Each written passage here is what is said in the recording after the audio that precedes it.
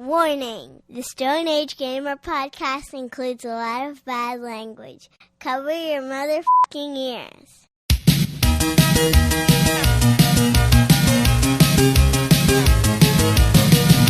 All right, Good evening. Good evening. Good evening.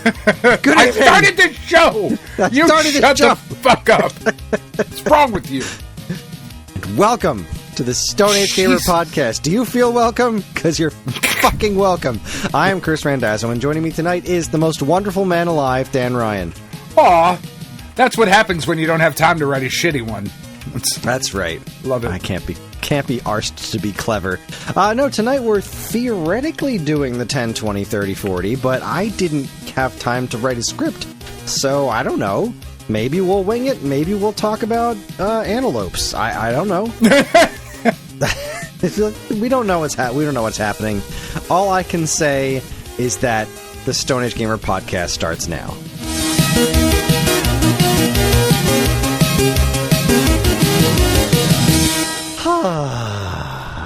Let me look at a calendar here. Hi there, everyone, and welcome to episode 573. It is the week of July 4th, really? Is this July 4th a Friday? Happy birthday, America!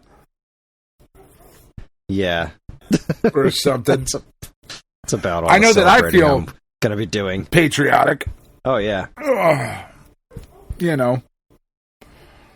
Everything's I'm great. doing something. Yeah, it's wonderful. Anyway, welcome. For anyone new here, this is the official podcast of StoneAgeGamer.com. Dan and I talk every week about what's happening in the world of video games from a retro gamer's perspective, as well as whatever the hell else is going on in our lives. Speaking of which, how you doing, Dan? I'm alright, man. I'm okay. I haven't started Death Stranding 2 yet, which makes me sad. It's hard for me to start it because I haven't bought it yet. I wasn't going to buy it until tomorrow because, I knew I wasn't going to have time to, play it tonight or any time during the week because I was really busy, just doing shit this week. And it came out yesterday or, a week and a day ago when you're listening to this. And I was like, all right, I'll get it either Friday or Saturday. Not a big deal. And Tiff was making dinner, and she was like, fuck, I need eggs and green onions. We used all the green onions the other night. I need you to run to the store and grab green onions. I was like, all right, I could go to ShopRite, but fuck ShopRite, because just fuck ShopRite in general. But I was like, let me just run to Walmart, and I will grab the food there, and I will also grab Death Stranding. And then when I pull up to walk, because here's the thing, ShopRite is a minute away. I could walk to ShopRite. Walmart, I would have to drive. I could walk, but it would take a while. Man, you want to talk about a company, choosing a worse company, Oh, yeah, I know. I know. Do you want AIDS or super AIDS? I don't know. You're gonna morally outrage ShopRite, sure, they're fucking awful, but they're awful. But I'm gonna go to Walmart instead. Whoa, I don't know, man. Yeah, I don't. Well, I mean, because I could get Death Stranding at Walmart. You know, I could two birds, one stone it. Because I was like, all right, I'll pick it up today. I'll start it tomorrow, or whatever. And then as I pull into the parking lot, my phone rings, and it's Tiff, and I'm like, hey, babe, what's up? And she's like, where are you? It's like, well, I just got to the store. She was like, I'm cooking now. I need you to come back. I was like, oh, I went to Walmart because I was going to do the thing. And she was like, you don't have fucking time for that. I'm cooking now, motherfucker. Get back here. I was like, all right, fine. So I didn't buy it because Tiff made a delicious fried rice dinner instead. So, that's okay because I wasn't going to start it anyway. Now I just have to go out again tomorrow and buy it, which is fine, I suppose. That's how my day was. Cool story. That and a lot of cleaning. It's oddly enough, I found myself in a Walmart just yesterday. Did you did they have the demo later? We'll talk about it later. We'll hit it in the checkpoint. Right now, we're to talk about our feature topic, which is Antelopes. So, yeah, I'm here on Wikipedia, and I honestly didn't know this, Chris. Apparently, the term antelope refers to numerous extant or recently extinct species of the ruminant artiodactyl family Bovidae. They're indigenous to most of Africa, India, the Middle East, Central Asia, but also, and this is interesting, a small area of Eastern Europe. They do not form a monophyletic group. I know you didn't think they did either, but just for the listeners who didn't know, they are not a monophyletic group. Some antelopes, they're more closely related to the other bovid groups, such as bovines, goats. We know how much you love goats, and sheep. Oh, of course. Than to other antelopes. However, there is a strict grouping. And this, I feel like, this was like the OG antelopes were like, fuck all these other antelopes, because the stricter grouping is known as true antelopes. And I feel like the group of true antelopes is pretty akin to like Nazis. That's what I'm getting from that. But this is like the gazelle, the nonger, the Urodacus, the antelope, right? Mm-hmm. You knew all that. I know you knew all that. Of course I did. But Dad, don't we eat the antelope? Is there anything else you want to know about antelope? Let's see. You want to know about their mating strategies? That's always fun. There's strategy involved. Huh. So they are classified actually by their reproductive behavior. So there are small antelopes, and I promise you this is what I'm reading. They're known as dictics. Those tend to be monogamous. They're called dictics. Wow. Yeah. Larger forest species, though, polyamorous. It's usually 2 to 4 females and 1 male. We call them Dan Ryans, is what we call them. Oh, God. Oh, my God. All right. So, 10, 20, 30, 40. Was that enough time for you to get it all pulled up? Ready to go? Oh, damn it. I already closed the window. That's okay. No, we're doing it live. We're gonna make this work. Oh, look at that! I hit June on my first swing. All right, so nice. Usually I do a lot of prep work for this, but clearly I didn't have any time. We'll talk about that once we get to the checkpoint. But we're gonna start with the 10. So the 10, 20, 30, 40 for anyone new here. I'm sorry, but if you are still I'm not. Us, fuck you. Welcome. This place is great. We have snacks. You learned a bunch about antelope today. That's right. Bunch of dicks. Yeah, big bunch of dicks. Your mom's a dick. So we talk about important games that were notable game releases from 10, 20, 30, and 40 years ago. So we're going to jump into the 10. We're going to start with the PlayStation 3, which is looking pretty sad. Not even a full page. Now, granted, the PS4 is out by now, so this is just kind of like what's left, but I don't see much of anything here worth discussing. Tour de France 2015. I don't think that came out in North America, but big that fan. That was a big thing. Wow, yeah. Skullgirls Encore. Skullgirls is fucking awesome. It's a great game. And that's it. Really nothing all that exciting. So let's see how Xbox 360 did for June of 2015. May, we've got Monster Jam. Lego Jurassic World. I mean, that's fun. Yeah, that's not nothing. There's also something, an indie game called The Sexy Exorcist. Oh, yes. Love a good Sexy Exorcist. Chestnut. And that's it. We're all out of June. Okay, holy cow. Oof. Yeah, not great for the last generation. Really this the is last going generation well. is falling apart here. I'm not gonna. I don't imagine things are gonna look too well for the Wii. But let's go ahead and bring up 2015 for the original Wii. What was cooking in June of 2015? Nothing. We went straight from April to September is the next Wii release. So oof. Yeah, big oof there. Close that window. What about the original DS? What about the original DS? How do we feel about the original DS? What do you think? Anything good here? 2015. in 2015? Probably not. Oh, yeah, I mean, that's right. There's a chance, but... The Metacritic page for Nintendo DS stopped working, so I was doing that from Wikipedia? Where was I doing that? Of DS games. Oh, and this has them all organized by these different things. So, what was that? I used a different website for this now, and it worked out pretty well. And it wasn't Wikipedia, it was Nintendo Fandom. That's the page. There we go, 2015. Retail releases. Looks like there was only one retail release, and that's not till October. So let's see what brought DSiWare. That's where... Oh, I remember looking at this last month. So this is like a bunch of GG series games. I have never heard of these before. So every one of these starts with GG series, okay?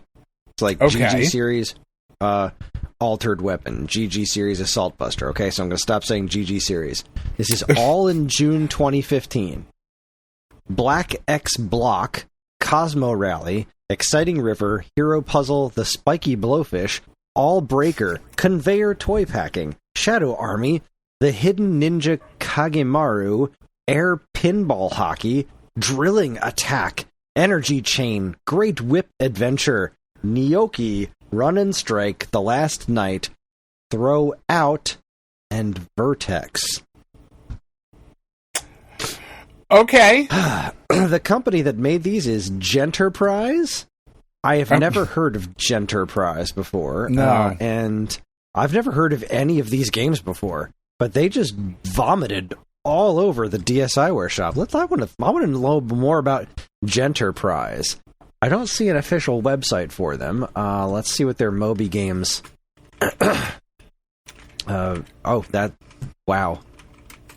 So... This is what they did. They did...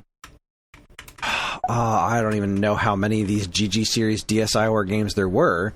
They just did a bunch of those, and then something called Sideswiped for DS, a physical game. Chaos Head Noah Limited Edition for Xbox 360, and then Chaos Head Noah for Nintendo Switch in 2009. Okay. What does the GG stand for? Like, I don't know. Does it just stand for good game, like it's supposed to, or? I don't know, but I just said Chaos Head Noah came out for Switch in 2009. That's not right. Oh, I guess it originally came out in 2009, and then it was ported to Switch in 2022. Look at that.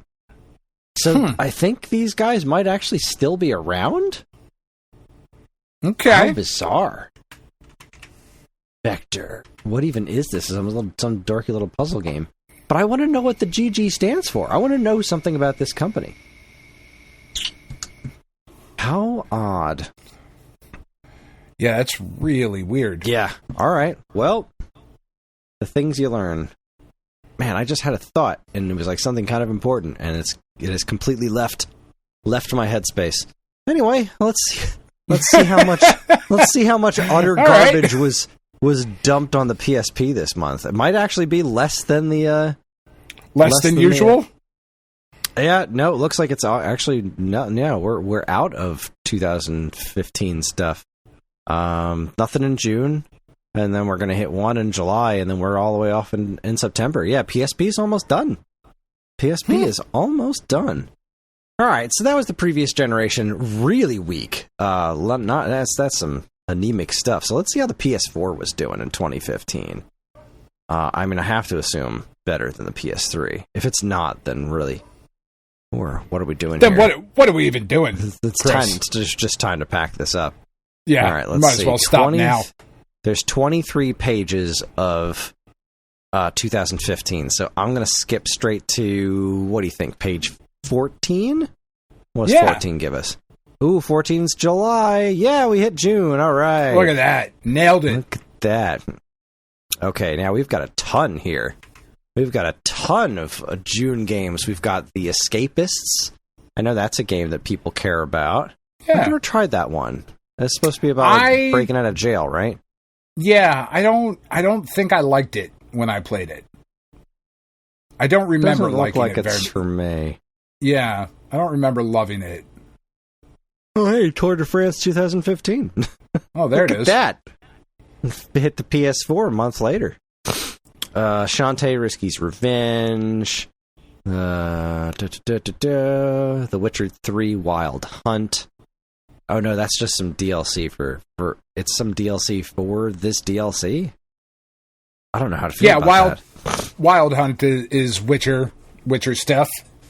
Yeah. Man, But that game really has been out forever. And it is still people still absolutely love the Witcher shit. Yeah. I have still never played it. Same here. Wow, I gotta say, there's really nothing jumping out at me here. Scrabble? I mean, I do love Scrabble, so... Oh, but also Scramble. Oh, well, I mean, We you got got to pick Scrabble between and the two. Scramble in the same month. Holy cow. Yeah, wow. Nothing. Like, there's no... I'm looking through, and, like, next month is what? I think next month is... I want to say there was a God of War... the PS4 edition of God of War 3 Remastered is next month, but, like, there's nothing big here in June. Holy cow. Oh, Yeah, it's pretty wild. yeah, I don't think this is going to be a very good month. I don't know, Dan. I don't have a good feeling about this. Yeah. Let's see. I don't know.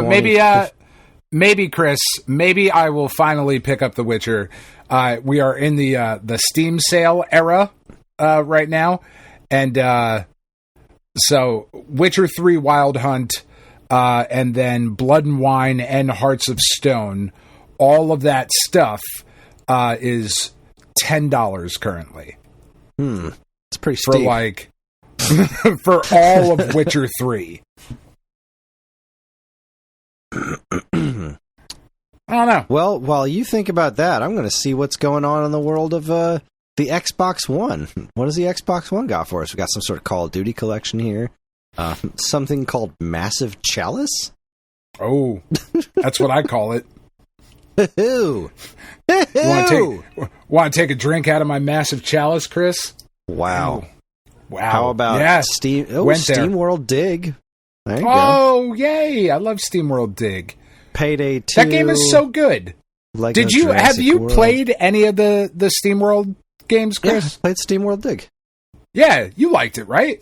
It was alright. It's not my kind of thing. It's similar to Shovel Knight Dig, where it's like, I appreciate this. This is really cool. And I play it for like a day or two, but like once it gets time to really start doing the game, I'm just kind of out. Yeah. Because I don't like doing the repeated runs thing. But still, it's cool. I liked it. Yeah, I think it's very good. I like SteamWorld Dig 2 a little bit more, but it's good stuff, man. Scrabble. Ooh, Prototype Biohazard. Remember Prototype?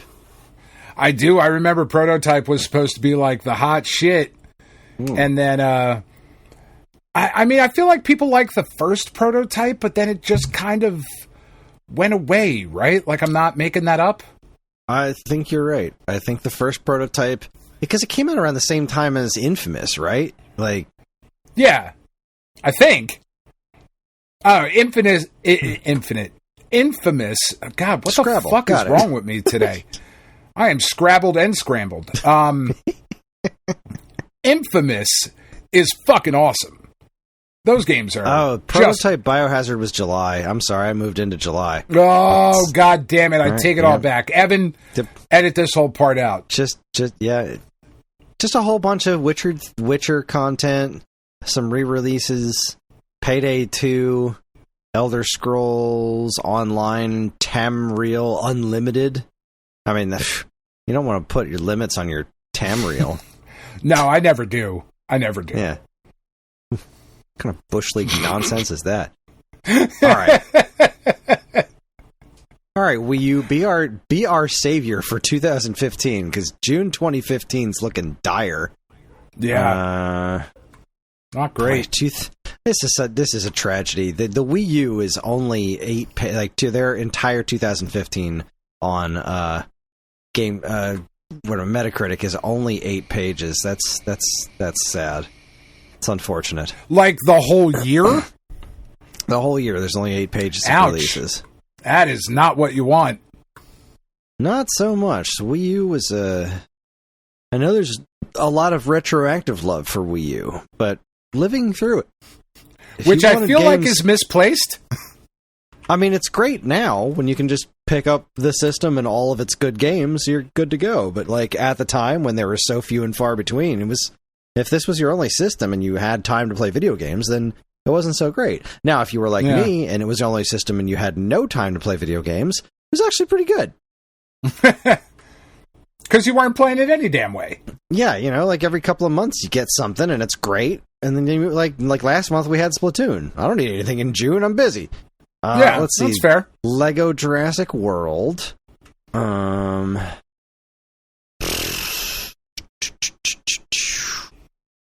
Academy Home Studio. Yeah.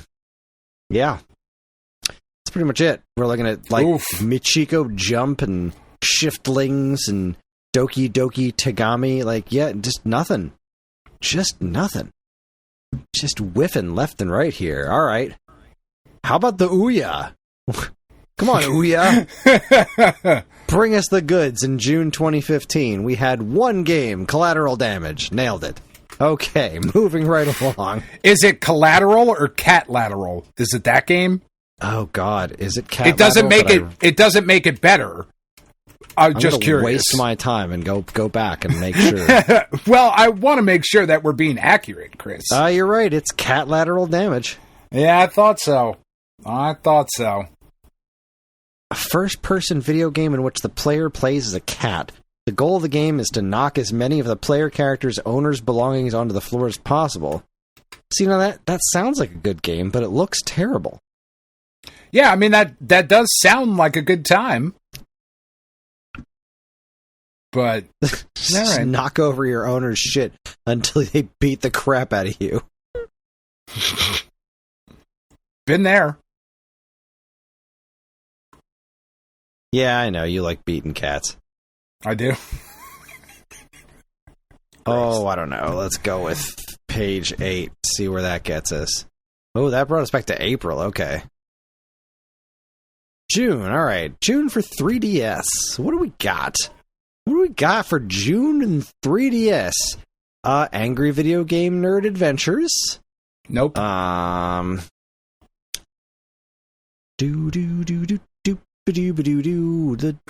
Lego Jurassic World. What is this? Smash Controller? What is this? Couldn't this tell application is intended for use by consumers who own the Super Smash Bros. For Wii U game and want to... Oh, I forgot this was a thing! You could use your 3DS as a Wii U controller for Smash Brothers. I forgot you could do that. Yeah. I briefly remember that being mentioned and being like, right? Why though?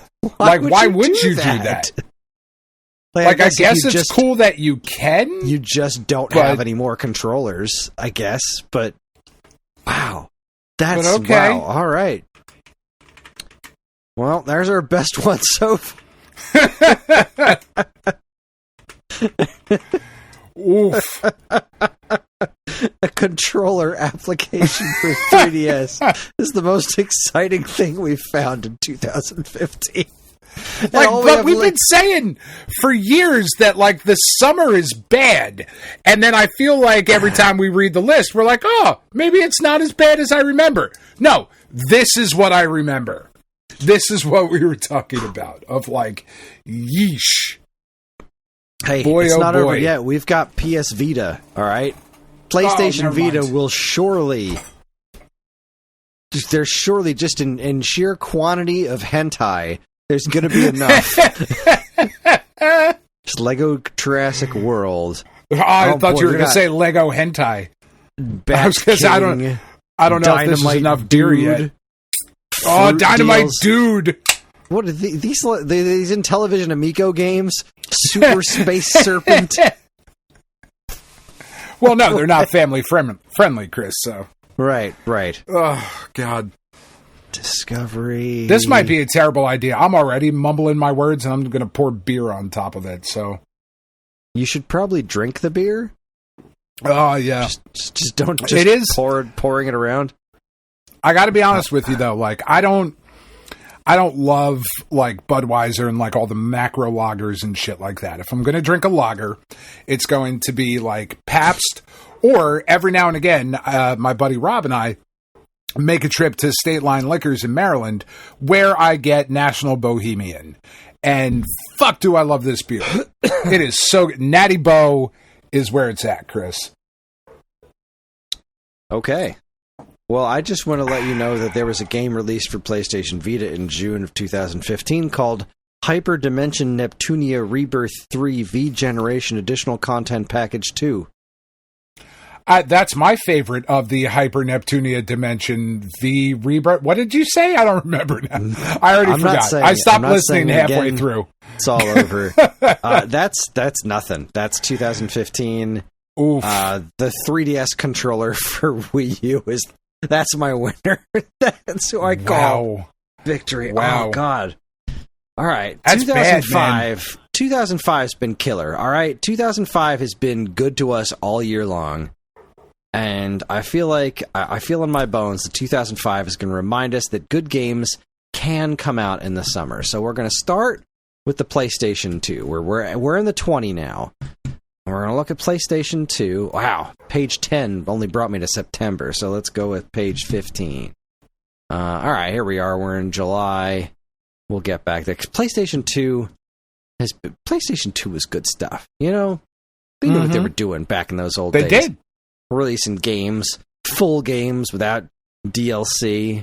All right, let's see. We've got, usually, you know, if this is your first time, usually I count how many releases there were, and then I just read a couple of highlights, but I didn't have time to do that. So, there's a butt ton for PlayStation 2. Medal of Honor European Assault. That was pretty good. In the Groove, finally, that was the first In the Groove that came to the home consoles. Samurai That was pretty Western. fun. Samurai, that's a good one. Yeah. It's got a mediocre score, but I seem to remember people liking that one. Yeah, it's got a cult following. It's pretty cool. Juiced, the perfectly adequate Batman Begins game. Ark the Lad, End of Darkness. Ooh, Destroy All Humans. That was fun. Destroy All Humans is fun. Oh my God, I didn't know this. June 22nd, my birthday, 2005, Psychonauts. Psychonauts and I have the same birthday. Look at that. That's exciting. Fuck, that game is amazing. Yeah, I wish you liked it more than you do. I do too, but well, it's no Fantastic Four. Oh boy. Fantastic Four or Fant Four Stick? No, this is all the original. Not the original, not the Roger Corman movie, but yeah, no, the Michael Chiklis and Ian Gruford and good old Chris Evans. Chris Evans. Oh, man. Those movies were imagine terrible, that. But they were fun. But all over. Yeah. He was fun.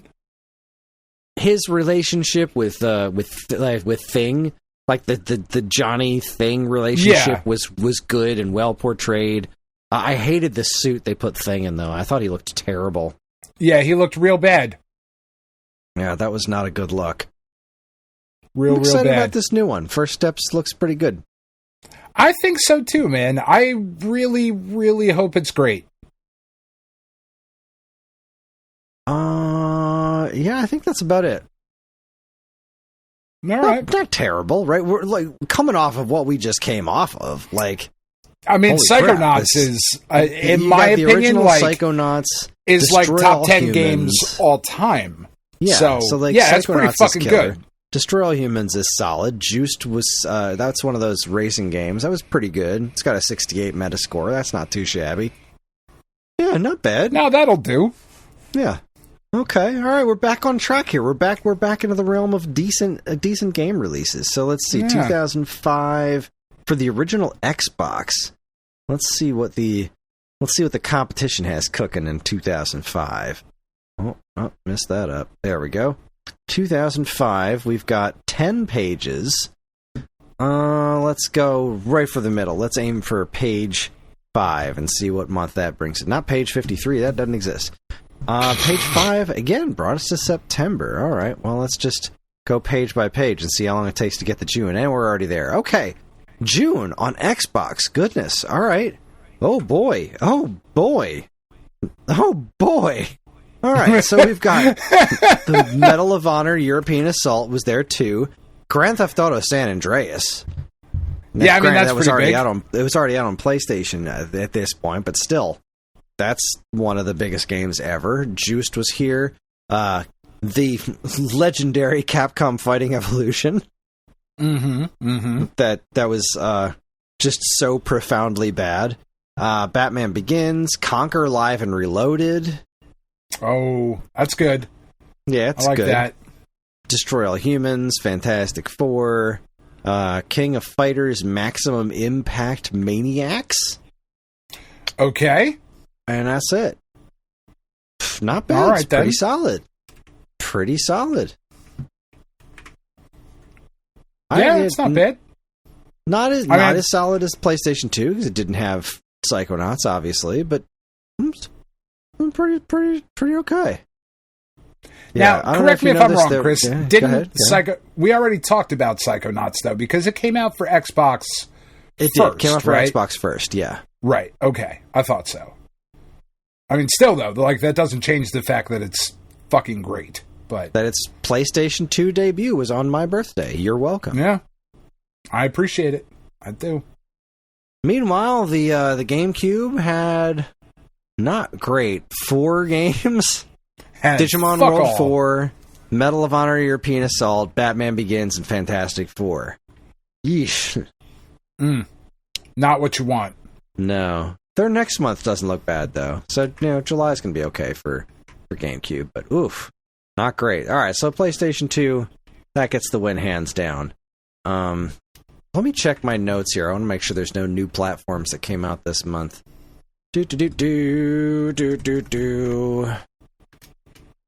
What else is in June? Let's see here. We're in 2005. Okay, the Xbox 360 isn't until November. What about 95? Anything I should be caring about? No. August, September. No. And 1985. No. I suspect 1985 is going to be a shit show once again. Nothing June here. That's a 1995, so we'll get to that in a minute. Okay, good. Back to business. We're looking at the handheld stuff now, so let's see what's going on in the handheld department. Game Boy Advance is still screwed on this site, so I'm going to look at this Nintendo fandom page.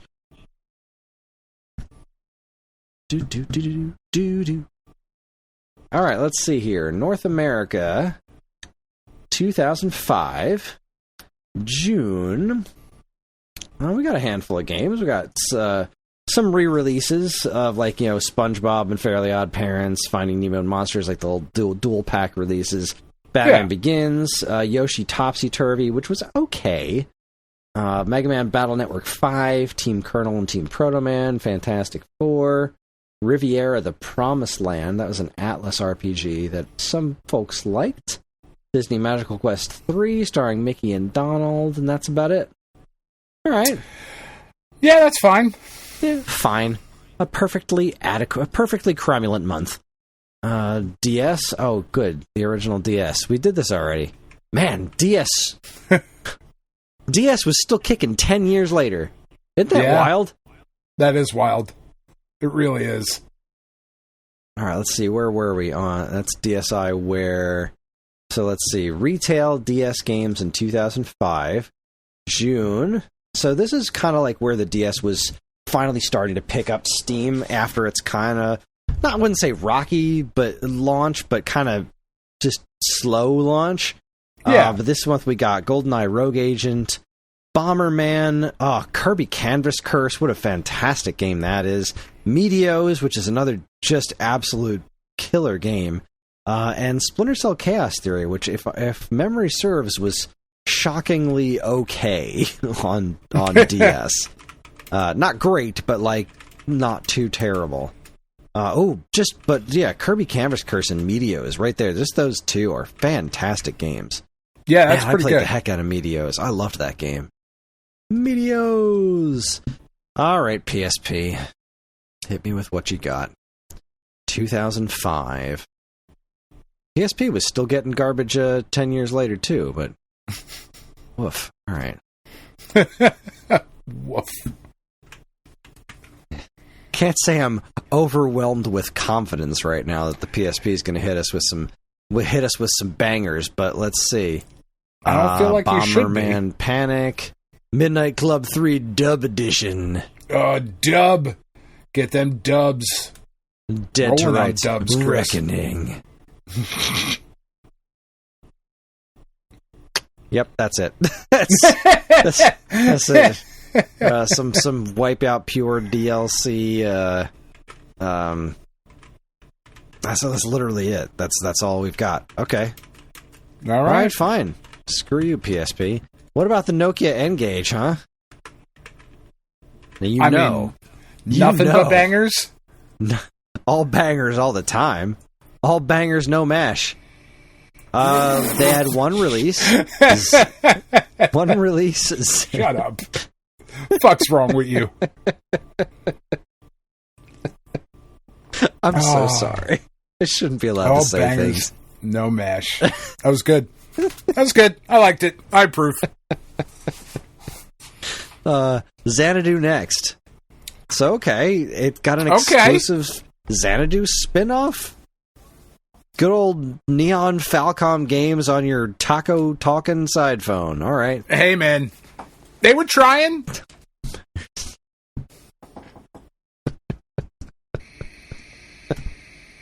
Oh, God.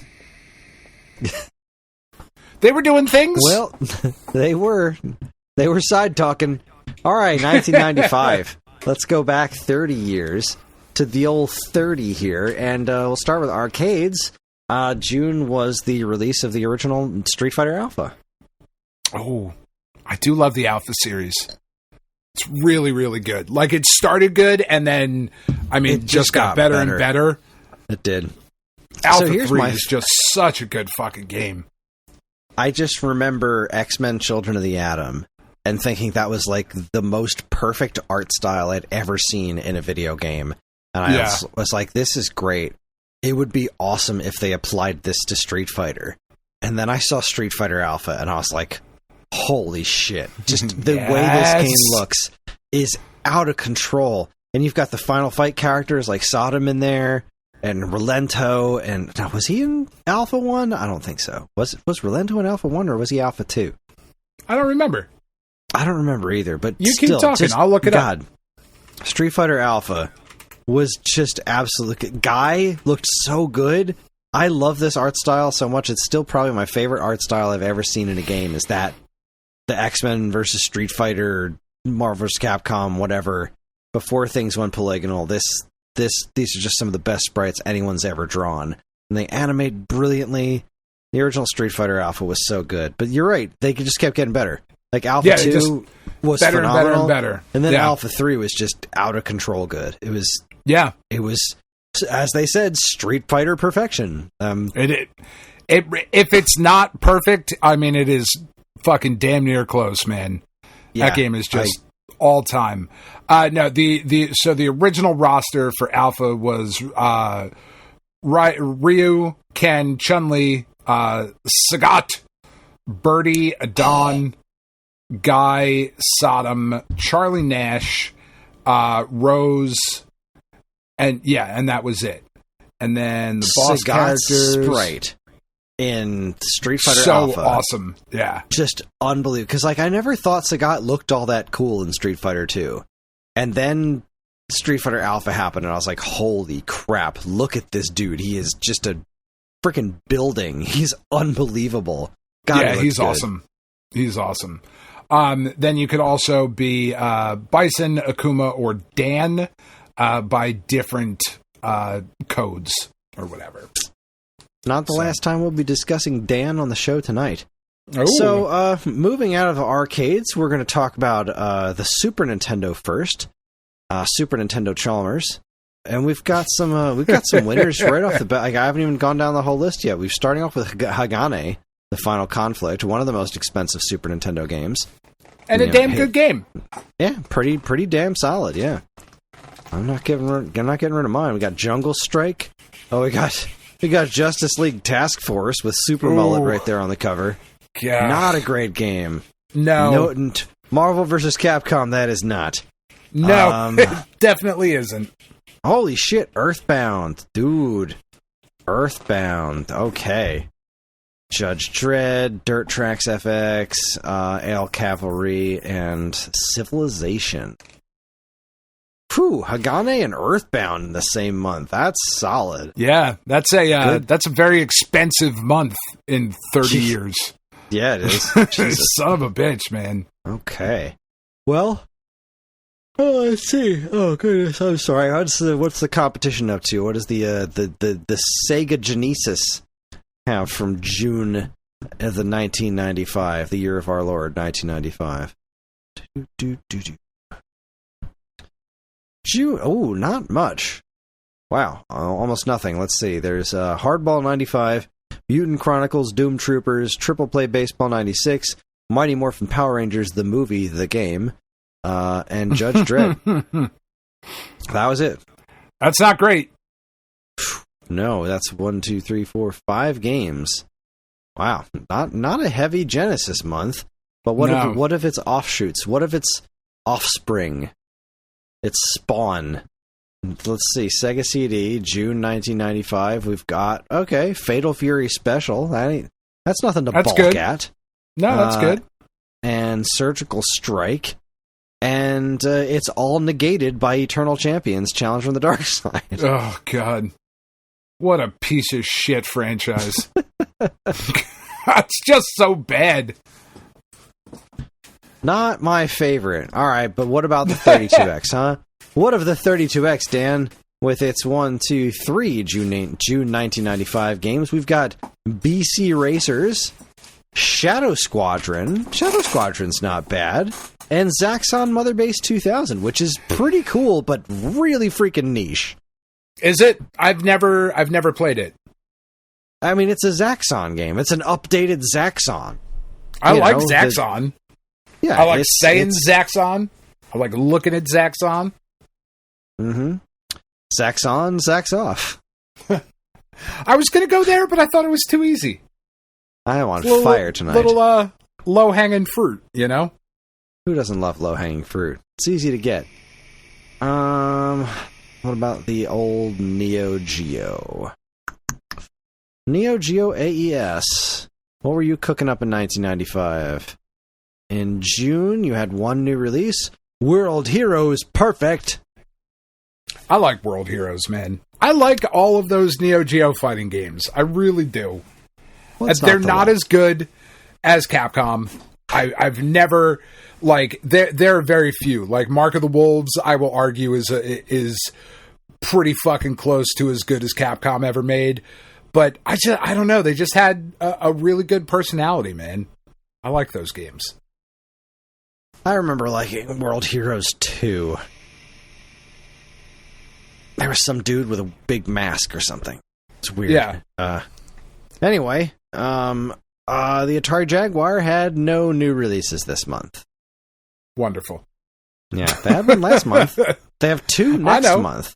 Oh, but shit. Nothing this month. Yeah. Jaguar kept cooking until 1998? Holy shit, really? Really? Wow. All right. May 15th, 1998. And it was the only game since December. Wow. Wow. What a system. Wow. North America. Yeah, May 1998 and then December 15th, 1997. That's a hell of a gap.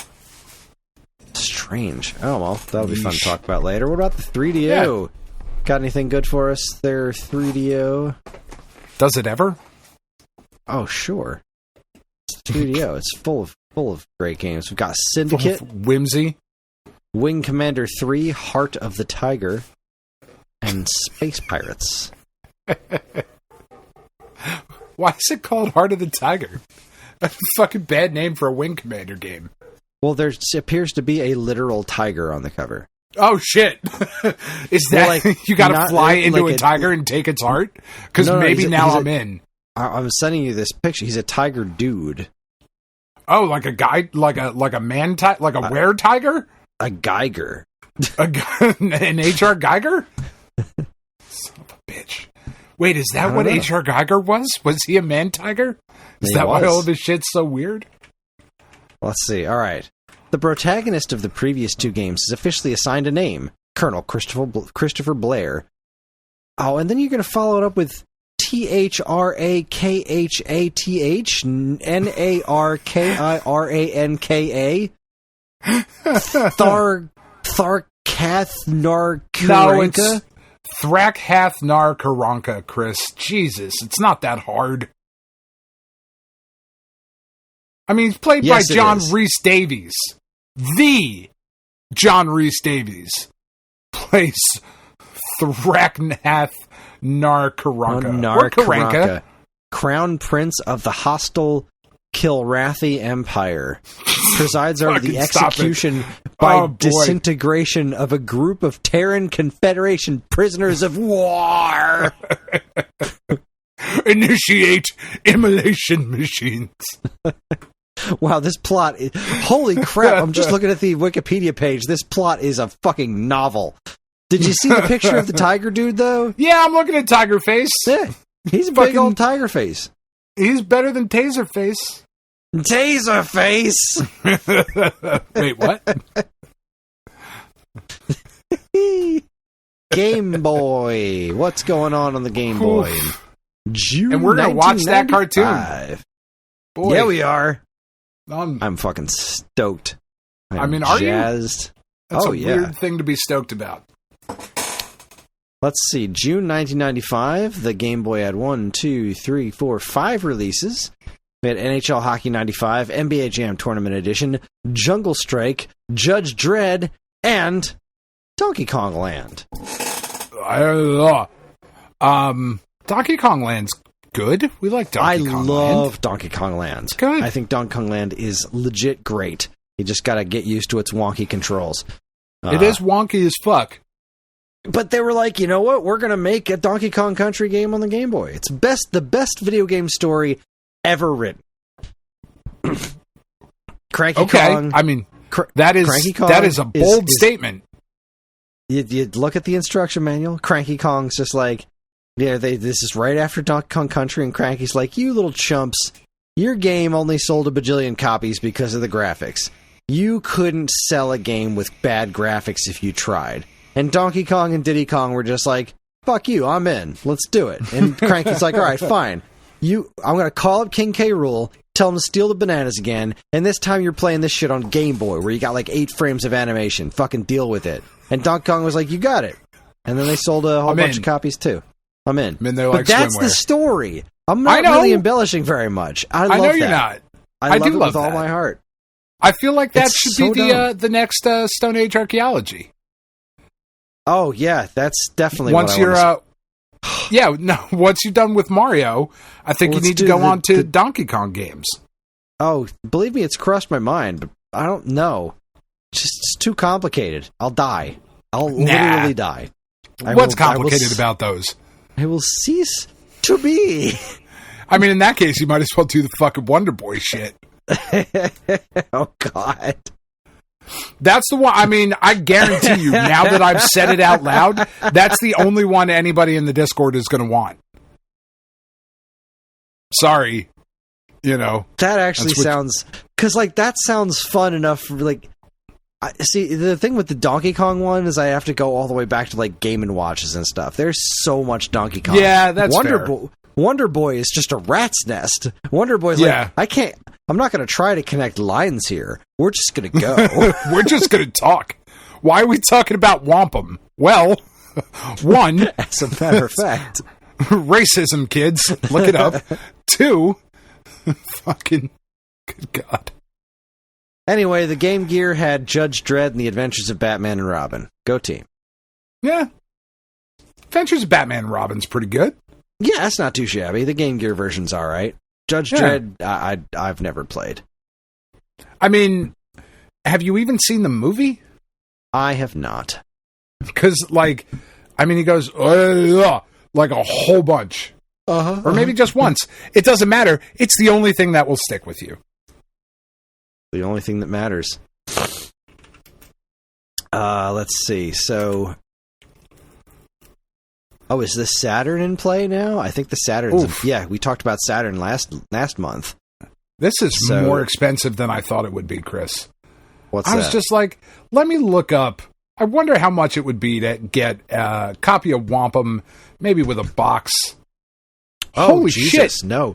Wampum ain't cheap. No way. That game is fucking crazy priced. What's it out right now? Let me see. I'm scrolling down now because, like, I'm just looking at listings. So let me see the last sold Wampum complete. Wampum. No, that's got like a bitbox with it.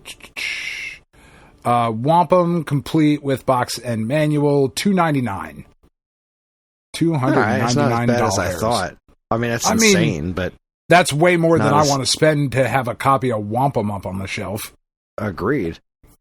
So yeah, there were no Saturn games. We had the launch on May 11th, and then there was no releases for the entire month of June. Can't imagine why that system failed. Yeah, right? I mean, it seems. And there's only one July game. There's only one game in July. And then another one in August, which was Street Fighter the movie. And then we finally start getting multiple releases per month starting in September of 95. That system launched so half-baked. It really fucking did. Are we going to talk about the Street Fighter movie casting news later? Yes, we are. Okay, all right. I was going to say, because if we're not, we need to talk about it now. We're talking about Dan Hibiki. Okay, all right. I just wanted to make sure. I don't know if you had heard that they cast Dan, too, and... No, I did not see that, so I'm not even going to look it up. I'm going to let it happen to me on the show. Oh, boy. Because, like, we all know the big news. Because, like, oh, boy, are there some choices being made. All right, anyway. Yeah. Sorry. It's going to be fun. Okay, let's see. So... 1985 has been brutal. 1985 has not been a good year. We haven't really hit that. We're deep in the doldrums of the video game crash by 1985. So let's see. Is there anything in... See, all I've got in 85 for Atari 2600 is March and August. So still nothing cooking there. What do my notes say? Nothing till August on Atari. Television, nothing until October. 5200, nothing else this year. ColecoVision, nothing until maybe 1989. The NES launches in October. So Game & Watch is literally all we have. What do we got? Are there any Game & Watch releases for 1985? I'm sure there were PC games. Like, there must have been, but 1985, that's a February... July, that's it. February and July. Wow. Okay, well, that's it. 10, 20, 30, 40 is done. Oh, boy. Yeah, that was another steamer, huh? Yeah, this wasn't a great one. I've taken shits better than you. Right? Not a great one. No. Psychonauts on PS2, though. Yeah, I mean... There's a couple other good stuff in there. A couple other good things in there, too. Like, Agane and Earthbound. Yeah. Good stuff. Just, not a lot other. There's not a lot else. Yeah. All right, so that being said, we're going to take ourselves our first break. When we come back, we're going to check in with week-old news. You're listening to the Stone Age Gamer podcast from Geekade.com. Stick around.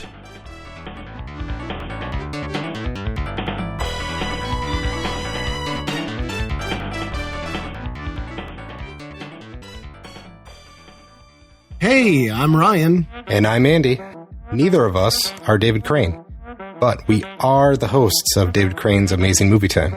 That's our monthly Geekade Patreon exclusive podcast that covers movies that are cult classics, weird, or just sometimes laughably bad. We ourselves have at least two of those qualities, so I guess it makes sense to hear what we think of those movies in retrospect. You can hear all that and more by becoming a Geekade Patreon supporter. And, as always, be kind, rewind. When you hear the words cross-stitch, you probably think of a grandma lovingly making a Christmas stocking, a picture of a lighthouse, or maybe a Bible verse with flowers. But that's not what we do at Shoot the Moon Stitches. We take the old-fashioned art of cross-stitch and pair it with contemporary themes and imagery to create striking works of art that make the perfect gift for anyone who grew up with the internet and has a wicked sense of humor and an appreciation for pop culture. From cult favorite TV shows and movies, to retro video games, to TikTok trends. If it's made you smile, chances are we've stitched it. You can shop our selection of art and gifts by going to Etsy.com and searching Shoot the Moon Stitches. For all your fun, feminist, fandom fiber art needs, visit Shoot the Moon Stitches.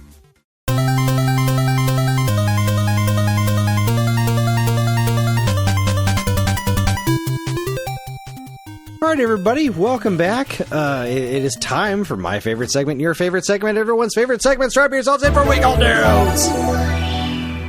Yes, Week Old Nudes. You heard me. That's right, baby. Welcome to Week Old News, where we talk about all the news that was new a week ago. And we're going to start with excuse me, sir. Excuse you. What are you even woofing at? He just woofed himself out of a deep sleep, his ears inside out, and now he's growling at the wall. What are you even doing? Aww. You're a mess. Aw, Hop. Get your life together, man. Figure your shit out. Alright, so Retro Dodo reports engineer codes Balatro to work with the Game Boy Advance's e-reader. Nice. It's fucking great. Fucking why? I love it. Yeah, that is, why not? Why not? Balatro took the world by storm when it launched last year, introducing gamers all over the globe to the world of poker and roguelike deck-building games. Its creator, Local Thunk, couldn't have guessed how successful the game would go on to be after launch, and I bet they certainly didn't expect that someone would demake it to work with the GBA's e-reader. I figure that is probably the least expected thing of all time. How does this work? As it's a 32-bit game to be compatible with the e-reader peripheral and not a 64-bit game, the score you can get as a player would be limited to 4,294,967,295 by Greer's calculations. The game can only render 4 numbers of 5 digits each, so it's going to involve a lot of workarounds and, in Greer's words, clever redesigning and careful pruning back of features. I don't understand this at all, but I'm really happy about it. Yeah, no, that's great. That's outstanding. That's just wonderful news. The internet remains undefeated. Speaking of wonderful news, Life Force to NES conversion is a thing that exists. Retro RGB reports developer Rumblemans, friend of the show. Well, we actually know about that guy. Mean it this time. We know that guy. Recently released another NES to Super NES conversion, this time for the game Life Force. This release includes 5 different MSU1 audio soundtracks, as well as the original. There's also 8 different color palettes to choose from, as well as the ability to set difficulty and give yourself up to 99 lives. You can download just the SFC file, blah, blah, blah, blah, blah, blah, blah. Rumblemans does wonderful work. Rumblemans is a joy to talk to in the Discord. And this looks great. I know, again, big shocker. It's Life Force, but yeah, I know, but still, no. I mean, it's good stuff to begin with. But yeah, Rumblemans he does not appear to miss. He does not. And the footage of the Super NES game looks fantastic. Good work. Yeah, good people. That's right. On the complete opposite side of the spectrum, Kotaku reports new Hot Shots golf game cops to using generative AI for trees. Woohoo! I mean, it's fine. Stop it. I know. Stop it. Why? The trees! Just make the trees. Just do the trees. Like, just make the trees. What do you? Yeah. Do you really need to cut corners? Then cut and paste the trees. Yeah.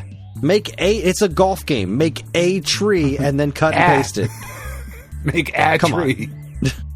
Or like 2 or 3. Like 2 or 3 trees. And then that's fucking assholes.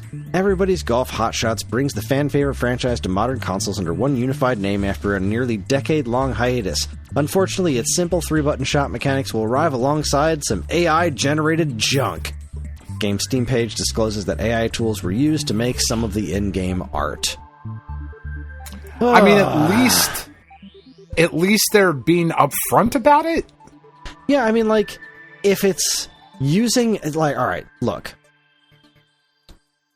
If it's using generative AI based on Namco's own existing stuff, and I don't know how that would even work.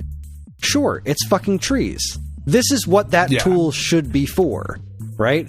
Unless you're going for something massively artistic here, like for just random background elements and stuff. That is the kind of thing that AI should be used for. But I don't think that's how this went. It's probably just using, the high-speed plagiarism that AI tends to actually be and stealing other people's work to plop your bullshit trees into the background. If there was some way to limit it specifically to Namco-owned information, which I'm sure there's enough Namco-owned information out there to make AI-generated trees that you weren't ripping off of anybody else's work, then I don't have a problem with it. Because that's the kind of stuff, right?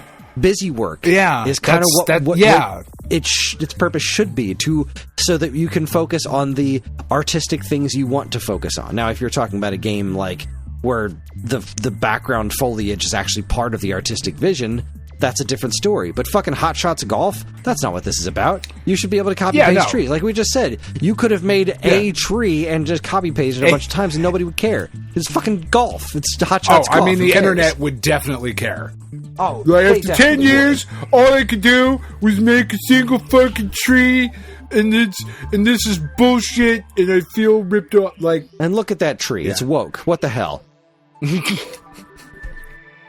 That tree's fucking another tree, and they're both dudes. Ew. Hot stick-on-stick action. Hot stick-on... Oh, God. Bunch of dicks. Fucking... Yeah. Well, yeah. Because, here... I mean, so here's the problem that I see. Is that I don't think we're going to be able to get away from it. I think at some point, just every game, big budget games, are going to have generative AI shit in them. They're just going to. The slop is I think Sony, Microsoft, Nintendo, I don't think any of the big three with the budgets that games are and all of that shit now, I just think that's the point that we're getting to. And you're right, if it's limited to that kind of stuff of first party Sony and Nintendo might avoid it. I think they I know, man. Nintendo's come out pretty harshly against AI, and I kind of feel like Sony's got enough pride in their artsy fartsy shit to not use AI. Yeah. But I mean, I hope so. Microsoft's got no scruples, I'm sure. Microsoft's just fuck it, bring it on. Yeah. Burn the world. Yeah, because, some of the... I don't know if this was in your week-old news recap or not. I didn't get my copy of the script, because you didn't write one. And I never look at it anyway. Yeah. But, some of the rumors of the PlayStation 6 stuff are starting to, trickle, right? And I... Not having a conversation about whether or not a PlayStation 6 is needed or anything like that. But some of the ideas that are being kicked about... with AI in the system performing graphical enhancements for older titles and shit like that, that I'm all for. Yeah, I think is interesting, and I wonder how far that could be pushed. Can I get a PS1 game to look like a PS2 game? Where does that is, I think, is interesting. But using it to make the game and the art assets and that sort of thing is just, I just worry where we're headed, you know? As do I. Yeah. Anyway, this is an interesting one. IGN reports Microsoft updates the Xbox 360, adds Series X and S advertisements. Why so not? Apparently, there's like, hey, you still playing this shit, asshole? This you is know, we 2 got a generations new one? ago. You're still firing. We had a new one. This is the next generation. We're not talking Xbox One. They updated the fucking 360 to be like, hey, guess what? There's two new generations of Xbox. You're really far behind here, guys. Like, somebody spent time on that. Yeah, guys. I guess they noticed that enough people were playing playing 360 still to make it worth the effort to do that, which is wild. I mean, but like, if they're still playing the 360, it's because they don't want the new one. I'm sorry, guys. Like, do they honestly think that they didn't know? Like, just imagine you're a gamer and you boot up your 360. You're like, wait, what? The Xbox Series X? Why has no one told me? Fuck. But also, I had no idea. Why are there ads when I turn on an Xbox? Stop it. Well, because it's Xbox. I just want to play games. I want to put a game in and turn it on, and then it plays a game. I don't want to be advertised at. I am unhappy with what I am hearing potentially happening at Xbox. What are you hearing? So, rumors are that there's about 1,000 to 2,000 people who are about to get laid off through or at Xbox. Microsoft is going to be laying people off, and there's a bunch of people in the Xbox division that are very strongly rumored to be on the chopping block, including entire studios of people. And one of the top studios that is rumored for closure is Compulsion. And that's really going to fucking bum me out, because South of Midnight is fucking great. And it was a game that should have never been Xbox exclusive to begin with. That is a game that should have launched everywhere. Because, like, I know we have listeners. It's niche. But not even that. Like, I know we have listeners that like the Xbox. I know we do. And I'm not talking to you guys. But a young, black, female protagonist is not an Xbox exclusive game. That's not your market, guys. Like, it's just not, you know? It's okay that it's not. Like, it's not okay that it's not. But that is not... That's not that system, you know? So, like... I don't know. And maybe I'm getting upset about nothing because they haven't closed yet and all of that. But I just... Man, like, who could have predicted, Kris, that Microsoft buying up a bunch of developers was going to be a bad thing? Who would have thought? Oh, I know. I did. Oh, yeah. Oh, wait. That was literally fucking everybody. That was everyone. Anyways, like another 2,000 people are about to lose their jobs, man. Like, it's just terrible. Fuck, dude. God damn. It's just bad all around. IGN reports Nintendo fans upset over Mario Kart World patch that makes a big change to online play. Thanks, I hate it.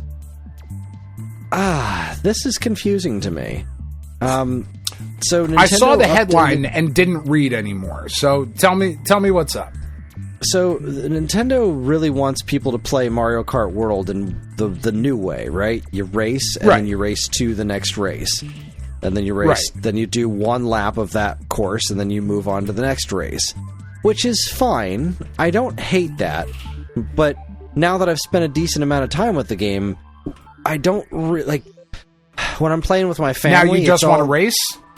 Well, that's the thing. When I'm playing with the kids, that works out really well, because, like, it's a straight of... It's they're not perfect straightaways, but there's there's not a whole lot of turns in these, they call them intermission races. Like, there's just not a lot of turns going on. You're racing in a straight-ish line to the next race. That's where all the turns happen. And it's kind of a different degree of intensity. It works great for Knockout Tour. Like, I love Knockout Tour being this way. It's just so... It's super intense. But the actual World Tour thing, I kind of feel like I like it better when you just... Because the courses are great. The courses are fantastic, and I like it better when you can just race the courses, which you can do offline. But apparently, the only way to get that to work online was by selecting random courses instead of choosing a specific course, and then it wouldn't do an intermission race. It would always pick a regular one. And apparently, they did a patch that now it always picks intermission races instead of letting you do... what most people online want to do, which is just do the races. And I don't know. Right. I feel like it's Nintendo being like, no, we want you to play it this way. We told you this is what the game is, even though we put the other mode in there in case you didn't like the new mode, but we want you to like the new mode, so play it. And it's like, guys, what? Don't do that. Just let us play that. Let us play the game the way we want to play it. Like, I understand that you want us to play this other mode, but like, that's what Knockout Tour is, and that's great. Right. Like, and people are playing Knockout Tour online. They absolutely are. But there's also people who want to play like the courses that you designed brilliantly. The courses are so good, but that's where all the turns and stuff are, and that's just it's a different kind of racing than the intermission races, which are more like straightaways and very item heavy, and it's just all about speed and like trying to trick off of anything you can in order to gain whatever little advantage you can over the other racers. And like, the big problem I have is that the intermission races shouldn't be a part of the next race. They should be their own thing. Once you get to the next course, then you should still have to do 3 laps. Because I agree. I understand that it would take longer, but I feel like that would be a much more exciting option. Because when the whole thing is like, the intermission is like technically 2 laps, right? It's like they kind of split it in half. Like, there were other older Mario Kart courses that you wouldn't do laps, you would race through a course, you know what I mean? So that's kind of like what the intermissions are like, except they're much more straight. There's not a lot of like weird stuff happening in between. But those can be really entertaining. But if you follow it up with you should still be able to follow it up with a proper race. And what I don't understand is why they're not giving everybody the option to play it in these different ways. Like, you should be able to just do the races. Because they don't want you to. But why? Because they're anti-consumer, Chris. We know this. Right. I forgot. They don't want it. They know you want it. That's right. That's why they're taking it away from you. It's such a strange update. Nintendo does some weird things sometimes, right? Where they do. We've talked about of like, why was I not able to have any other control scheme in Metroid Dread? Why did I Dread have or Other M? Yeah. Yeah, or other, like, why do I have to play it this way? Just give me the option. But Nintendo, for better or worse, and I don't say this in the negative way that it sounds, they think they know better. And they are always going to operate from that kind of point of view. And they've shown historically that they're usually right. That they do know better, that this is the best way to play it, and we designed it very specifically around this. And most of the time it's not a big deal, because whatever they decide ends up being the best way to do it. You know, there are a few of us in the vocal minority at times that are like, but I would rather use the D-pad, please. It's a Metroid game. You know, like, it's a side-scrolling Metroid. I want to use the D-pad, or I want to use the X control, whatever the fuck it might be. This one feels a little bit more heavy-handed, and maybe something that they're going to walk back at some point. Right, because we don't know why. We don't actually know why they did this, right? This is affecting random selection of courses. So it could be that they were doing something else, and this is an unintended consequence of it, right? We don't know that we don't actually know that it's specifically we don't want you to play the game this way. We really don't know that. That's what it smells like to people who are conspiracy theorists like us.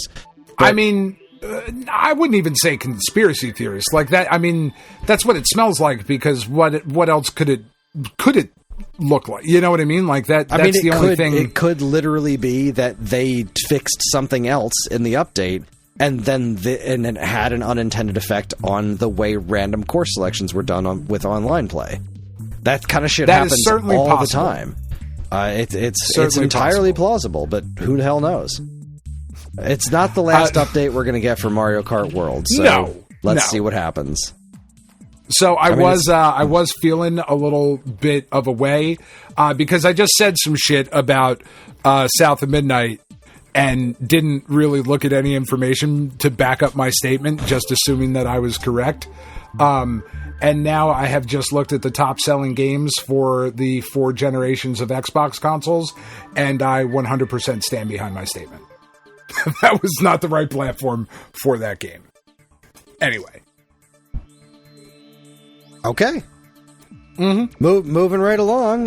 Time extension report. I don't want to be inflammatory for no reason. You know. Okay. Time extension reports. Super Smash Bros. Mod Smash Remix hits 2.0.0, adds Crash Bandicoot, Peach, Lanky Kong, and more. It's about time. The trailer for this. Crash and Smash. Yeah, at least it's a fan project, but that's it. But then they added Lanky Kong, to which I say absolutely not. The N64 Kongs, no. No one should add those. No. They're just a bad idea. All around. I mean, they're somebody's favorite.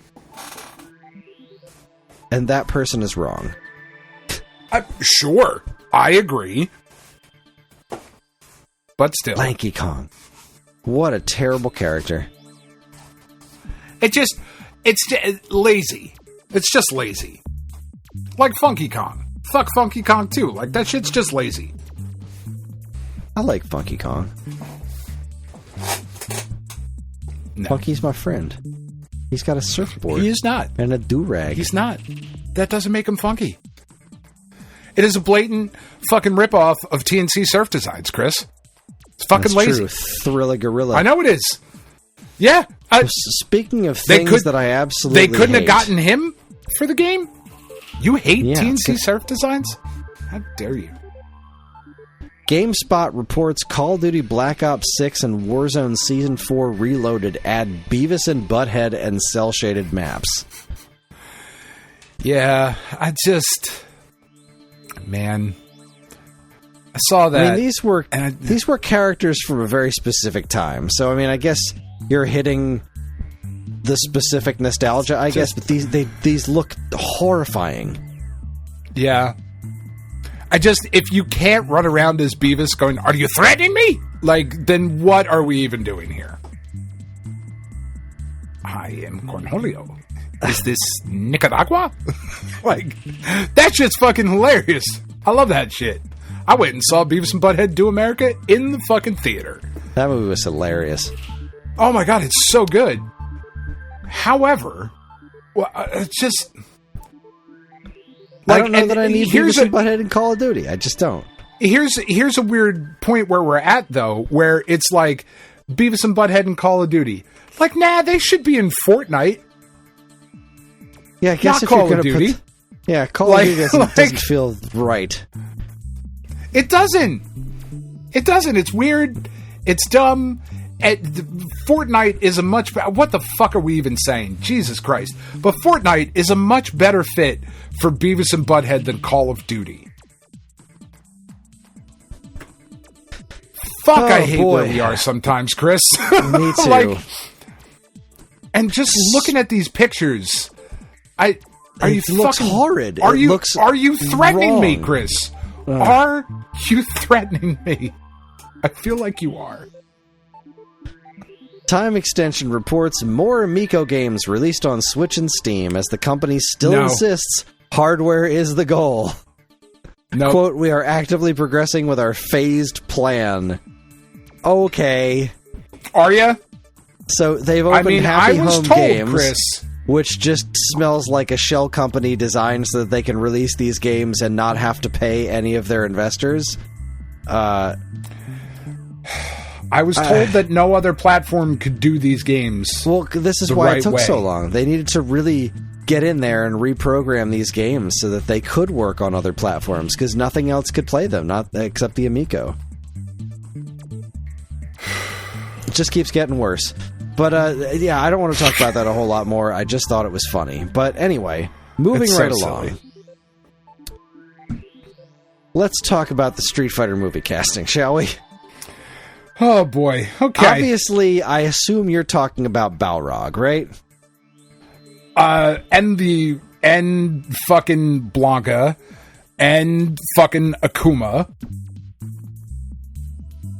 So who have we got? Who have we got? We got 50 Cent as Balrog, which, I mean, okay. I think of 50 but then Cent, I liked it a lot more after I heard the rest of them.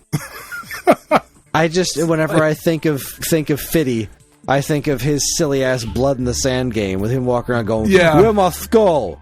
Where's my skull?" Jesus. According to The Hollywood Reporter, rapper, actor, and occasional video game star 50 Cent is joining the cast as Balrog. 50 Cent isn't the only musician turned actor set to star in the film next year.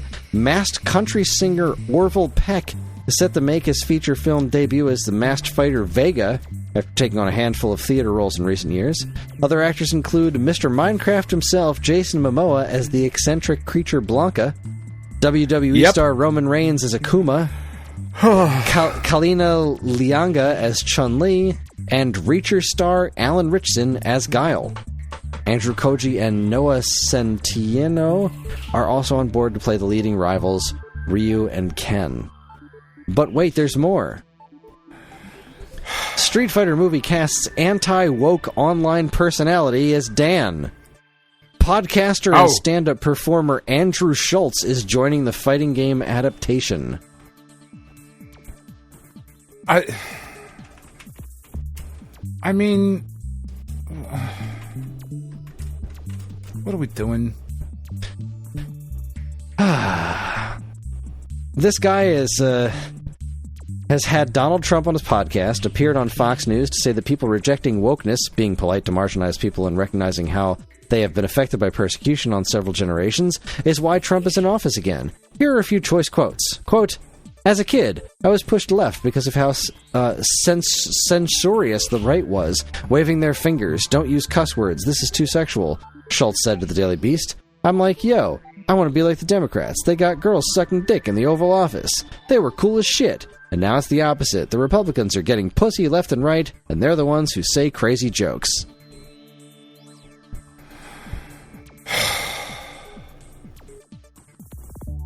Man. He insists that Trump unanimously won the election.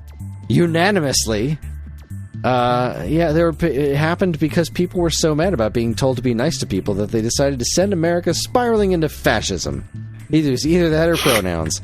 Boy, oh boy. So, I don't know, man.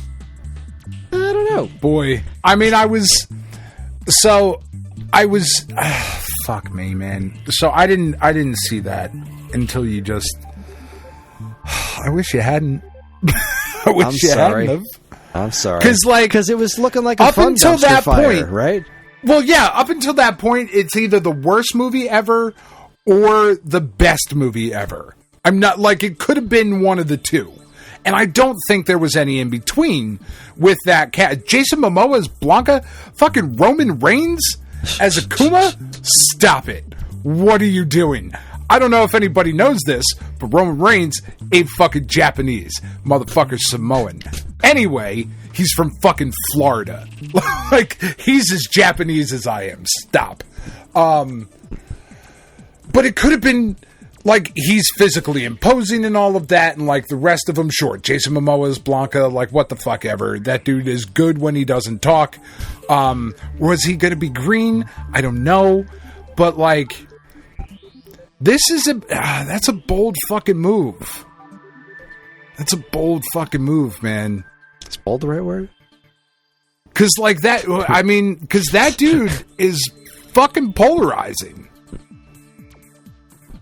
You know? I mean, on one hand, he is the joke character, Dan, but also, I don't want to give him money. No.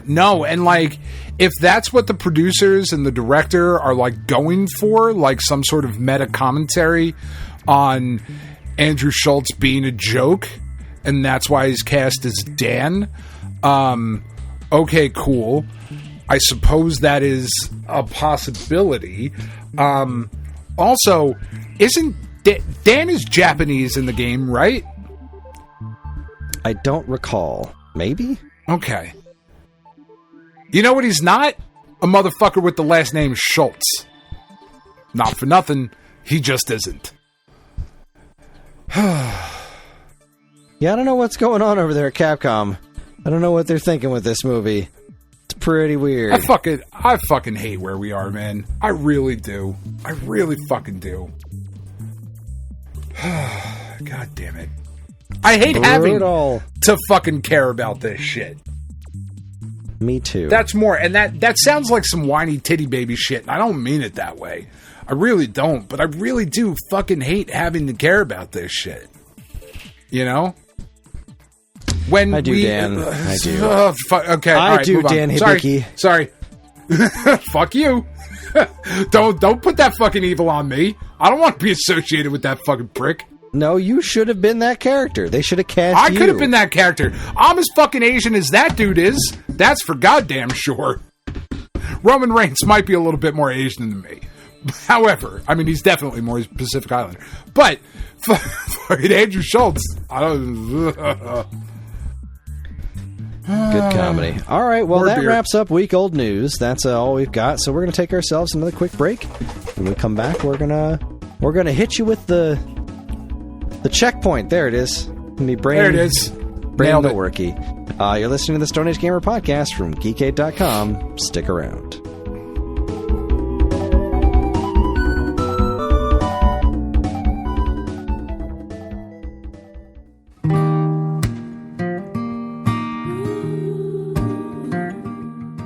We are Safe at Home, the leading dog rescue in the heart of New Jersey. Are you searching for a loyal companion, a dog that will bring love and joy to your home? Look no further than Safe at Home. At Safe at Home, we believe in giving every dog a second chance. We rescue, rehabilitate, and find loving forever homes for dogs in need, right here in the Garden State. Our dogs are ready to make a lasting impact on your life. Each one has a unique story, a wagging tail, and an incredible capacity for love. When you adopt from Safe at Home, you're not just gaining a pet, you're becoming a part of our family. Our dedicated team ensures a seamless adoption process, providing ongoing support and guidance. With New Jersey's beautiful parks, beaches, and trails, you and your new furry friend will have endless opportunities for adventures and cherished memories. Safe at Home relies on the support of compassionate individuals like you. Your donations and volunteer work enable us to continue saving lives and finding forever homes for these amazing dogs. Join us in creating a safer, happier community for dogs in New Jersey. Together we can make a difference and give every dog the chance to feel safe at home. Visit our website or call us now to learn about how you can be a part of the Safe at Home mission. Safe at Home, because every dog deserves to be loved and protected. www.safeathomerescue.org.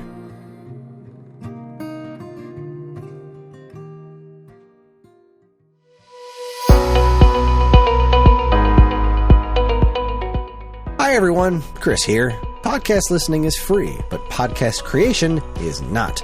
That's why the Geekade Patreon exists.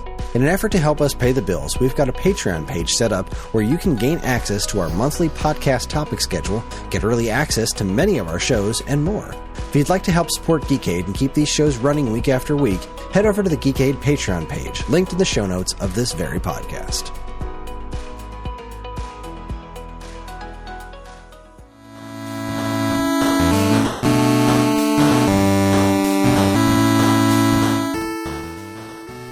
everybody, we are back, and it's time for the checkpoint. Checkpoint! This is where Dan and I talk about what we've been playing and what's been going on in our lives. And Dan, what's new and exciting with you? While I'm trying out this very disturbing new trend in Gambler here to see if see if I may actually be completely assed out of my usual winnings. Not much, man. This week has just been, man, I have wanted to do absolutely nothing this week. It has been so unbelievably fucking hot. Yes, here it has. In New Jersey. Like, it has been just absurd. Absurd. Like, it got up to what, 101 the other day? Like, that's dumb. We hit triple digits. That's not okay. No, that is crazy. Absolutely crazy. And, yeah, like, so most of this week has been spent inside doing some rearranging. Like I mentioned on the show last week, our TV was on the struggle bus pretty bad. Kept like overheating and whatnot. So we went and got the new TV, and when we got the new TV, I was like, look, all right, we need to rearrange our living room. Because the way that it's set up, like, my living room is probably about as long as your living room is, Kris. Except we don't have a good way to put seating across from the television on the short walls, right? So my TV is double the length most people's living room is away from them. So I was like, I'm getting older. It's harder to see. Like, it's harder to fucking read the text in games that we're playing. You know, like we gotta try something else here. And if we hate it, we can always move it back. You know, that's not a big deal. It's our house, whatever. So we kind of cut the living room in half and moved a bunch of like the storage stuff that we had. Like, we were moving stuff all around. I painted one of the walls. We moved furniture around, and I am just over the moon happy with the results. It came out great. And once we did that, it was like, oh, well, fuck, now I really got to get to the rest of the house, you know, because, like, now this looks awesome and everything else looks like shit in comparison. So, yeah, because, like, freshly painted walls will do that to a place where it's like, oh, everything else is dingy as fuck. Let's go fix that. So we've been working on the kitchen this week. We've been working on Tiff's little room on the lower half of the split level here. And then we've been making a lot of plans for my bathroom downstairs. So my bathroom is quite tiny down here. There is a single sink and a toilet, and that's about it. Okay, like, it is just like a little closet powder room, I think is more of the appropriate term for it. And it's right off the laundry room. It's down here. It's on the other side from the Jose Canseco Executive Annex. And I've been thinking about how I want to redo that. And I've come to the decision, Kris, and I want to know what you think about it. Okay. So, one of the things that I hate about my house, like, the only thing that I really hate about this house, is that the walls downstairs are like that textured plaster. Do you know what I'm talking about? I do. Okay. And I fucking hate that. It makes, like, everything you paint on it, like, it's just got ridges and bumps and it just looks bad, you know, and it creates weird, like, you have to dust parts of the wall, which is odd because there's like little ridges and bumps that kind of collect dust. And especially with the amount of dogs we have and the dirt that they bring in from outside, it creates a huge fucking problem. So in this little bathroom, what I'm going to do, I've been looking, and I think what I'm going to go with to refinish the walls, I think I'm going to end up using eucalyptus board. So eucalyptus board, you can go to Lowe's, Home Depot, wherever, and you can get it. It's pretty cheap. They sell sheets that are like 48 inches wide by like, it's fucking almost 8 feet tall, right? Like they're pretty big sheets, and they're like $11, $14, depending on the week. And Yucca board's really nice because it's a really durable material. It's plenty hard. You can paint it. You can put contact paper on it. You can put wallpaper on it, like whatever. And what I think I'm going to do to decorate this bathroom down here, because it's done very childishly right now. Right now, the walls are covered in beer can labels. Right, so I would peel off all the labels from the craft beer and just kind of collage it up onto the wall. And it's fine, right? Like, it's not the most professional thing. And I wasn't exactly looking for it to be the nicest finish in the world. It was just, I hate the way these walls look. Let me put these big fucking, like, ultimately free stickers up all over the walls here. So deciding against that, going to put the Yucca board up, and then what I'm looking to do is find a decently nice, kind of halfway in between cartoony, halfway realistic pine tree wallpaper. Okay?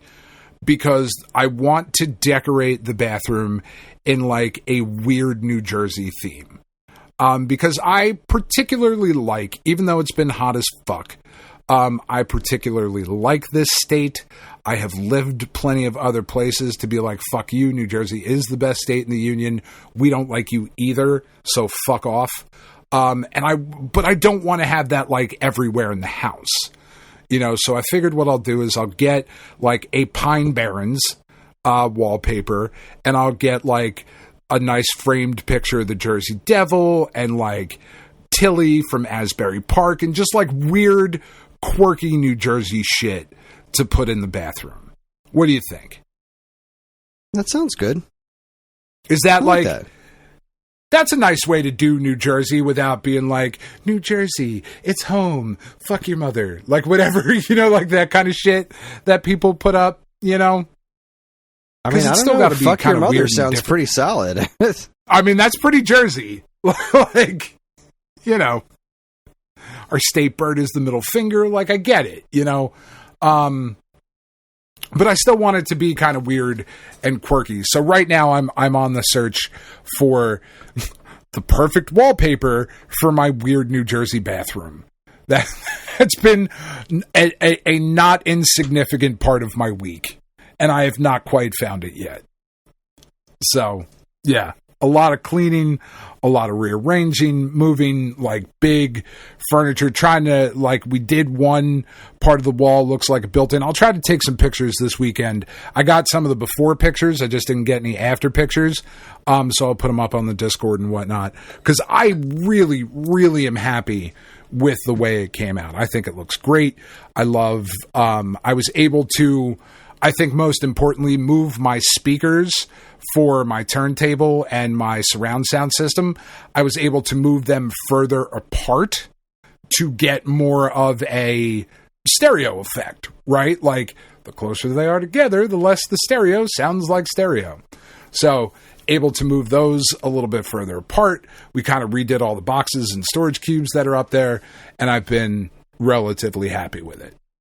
And then we moved the TV that was in the living room down to Tiff's room because it really only seemed to be overheating when the volume got too loud, which I know makes fucking no kind of sense whatsoever, but that is what seemed to be happening. So we moved the TV down into her room, and so there's a little section of wall above the crawl space where we built the dog's room. And the TV that we put up there was the old 75-inch, which was replacing a 55-inch TV, and it now takes up the entire fucking wall. Like, there's no more wall that can be seen. It is absurd. But I started your video series over today, the Mario series, because it's been a while since I've watched them. So while I was cleaning the room down there, I put them on, and the TV didn't overheat once. The picture never shut off, and I got from episodes 1 up to 5, I think. So, a good couple of hours that I was down there doing that, and it was solid the whole time. So I'm hoping that, with a lower volume down in that room, it'll be a little bit better. So, yeah, it's been a lot of that shit this week. And just being fucking hot. Just hot. Yeah. All the time. A lot of being hot. Not thrilled about it. It was quite hot here, too. Not that I'm that far from you, but in New Jersey. It doesn't get hundreds of degrees. Yeah, it was definitely not usually anyway. It was a big bag of fuck you this week. I bought a window unit for my bedroom to go in addition to my central air because it's just not enough. Yeah. And it was the only way that I would be able to sleep at night. Like the other fucked up part, apart from that, our AC units are just not. They're we don't buy the same units like people in Florida and Texas because we don't need them. We just don't. But the really fucked up part about it is that today was got up to 73. Last Sunday was 65. And in between those 2 days, it went from 65 all the way up to 102 and then down to 75. Right. That's fucked up, man. That's insane. My balls have fucking zero idea how close they should be right now. Do we go big? Do we go small? What are we doing, guys? This is fucked up. It just, I was not happy. No, I was not happy with the weather this week at all. Like I said, I was hot, but I was hot, but I wasn't super miserable because, it wasn't so bad in the house earlier on. I went to the gym in the mornings, and then I would walk Hopper as early as possible, and then just stay inside for the rest of the day to the best of my ability. And it wasn't so bad. In the basement's not terrible, and the living room wasn't so bad for most of the day with a fan blowing on me. This was the first week with the kids home from school. I had these checklists of things for them to do, and that was okay. They've done all their checklists every day, which is pretty nice. It's going okay. All things considered, this first week has been pretty solid, so that's nice. But yeah, dealing with the weather was kind of shitty, which is why why today was the way that it was, right? So I had my birthday party, which you did not come to. I did not because it was too fucking hot. Yeah, and for some reason, it was too goddamn hot. For some reason, most of my birthday party was outside, and I don't know why that happened. I figured because you're an asshole. That's why. I didn't do it. We were inside, and then we went outside. Because I had gotten a new fire pit for Father's Day, and there was this theory that maybe if it got cooled down later when it got dark, we would do some s'mores. So we went outside to build the fire pit, and then everyone just kind of stayed there, and I kept trying to bring the party back inside, but it just wasn't happening. It just wasn't happening. But it wasn't terrible. It was downright tolerable for a bunch of the time. It wasn't as bad as it could have been, but I sure would have preferred to be inside. We wound up. We played. We brought a deck of cards outside. We played a few rounds of bullshit, which was fun. Nice. Bullshit is always fun. Yeah, that's a good time. And then Sean brought over Viking chess. Okay. Which is you put a bunch of logs in the yard, and then you throw other pieces of wood at them to try to knock them down. It was pretty fun. We had a good time. That's cool. But when everybody first showed up, Paul showed up, and then Sean and Greg showed up maybe about half an hour later, and we put a whole bunch more time into that shitty Karate Kid Street Rumble game. Oh yeah, how's that? How was that? we're trying real hard to beat it. And the last time we played, we got up to Johnny Lawrence, and that was like... Right. That was real tough. Well, so we went through Karate Kid 2, and now we're in Karate Kid 3. Okay. Sato. I can't describe Sato. Let me see if I can find a picture of him in the game. He's unbelievable looking. Because, like, this game sounds awesome. It's not. It's really not. It sounds great, though. Not only does the story make absolutely no sense, but the, man, oh man. All right, I'm going to send you this picture. Sato is in the bottom right corner of this picture. And when we saw him, we're like, whoa, well, that's different. That's... It's in the chat there. I'm waiting for your reaction to this. Let me go ahead and pull it up here. Hold on. I'm excited. All chat's loaded. Come on. Whoa! All right. He big boy. It's a big dude. It's a big boy. It's a big motherfucker. And you do have to fight him. Like, you don't actually fight. That doesn't happen in the movie. But yeah, everyone's fighting Sato. And then you fight Chosen, and that's pretty much all there is to Karate Kid 2. They don't do like anything Karate Kid 2. And then we just go into Karate Kid 3, and like we got to these I want to say I forget what this game looks. I forget what they were called. They were like doormans. It's like two doormen that we wound up fighting, and they're impossible. We cannot for the life of us figure out how to beat these guys. They're the kinds of boss that if you get hit like 3 times, you're dead. Like you just have to, and they take no damage. You've got to be just doing combos and combos and combos and combos to get anywhere with these guys. It's really annoying, and that's where we eventually stopped. We've only got like I think 3 more levels after these guys until we're done with the game. But like we had to fight Kris, and that actually wasn't very difficult. We're like, okay. That was doable. We were again like soldiered on a handful of levels and was like, wow, Johnny Lawrence was way tougher than any of this. But then we got to these 2 doormen, and it was just like, nope, this is just unfathomable. This is ridiculous. That's so weird. Yeah, it's a really unbalanced game, and it's just kind of boring. And I don't know. That's such a shame. It looks so good. It does. It's like, got a nice look like to it. just the pixel art I think looks fucking great. Like it's got plenty of story to fucking pull from.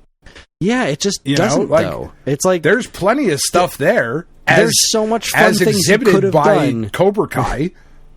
And it's just in Karate Kid 2. They could have done so much from Karate Kid 2. Yeah. There was no breaking the ice. There's no getting into a fight in the bar or in the streets, like any of it. There's no little girl in a bell tower.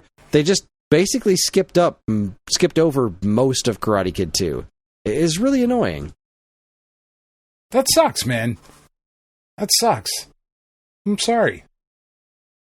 Yeah, that was a real bummer, but it's what it is. We had fun because it was us just like constantly trying to figure this out and just mashing buttons, and the 4 of us being in the same room is generally a good time. But the game itself really leaves a lot to be desired.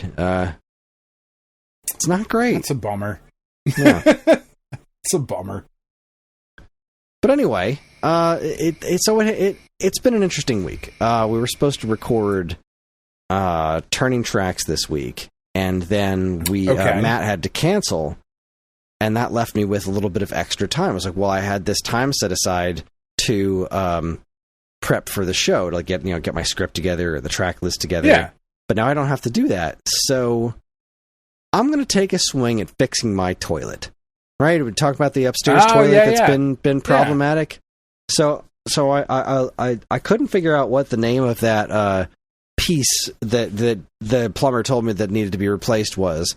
But I just started looking around on the internet of like just typed in my symptoms into YouTube, and then it said you need to replace the fill valve. And I was like, the fill valve, that sounds about right.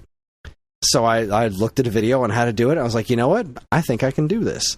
So fill valve's pretty easy. Yeah, threw Ellie in the car.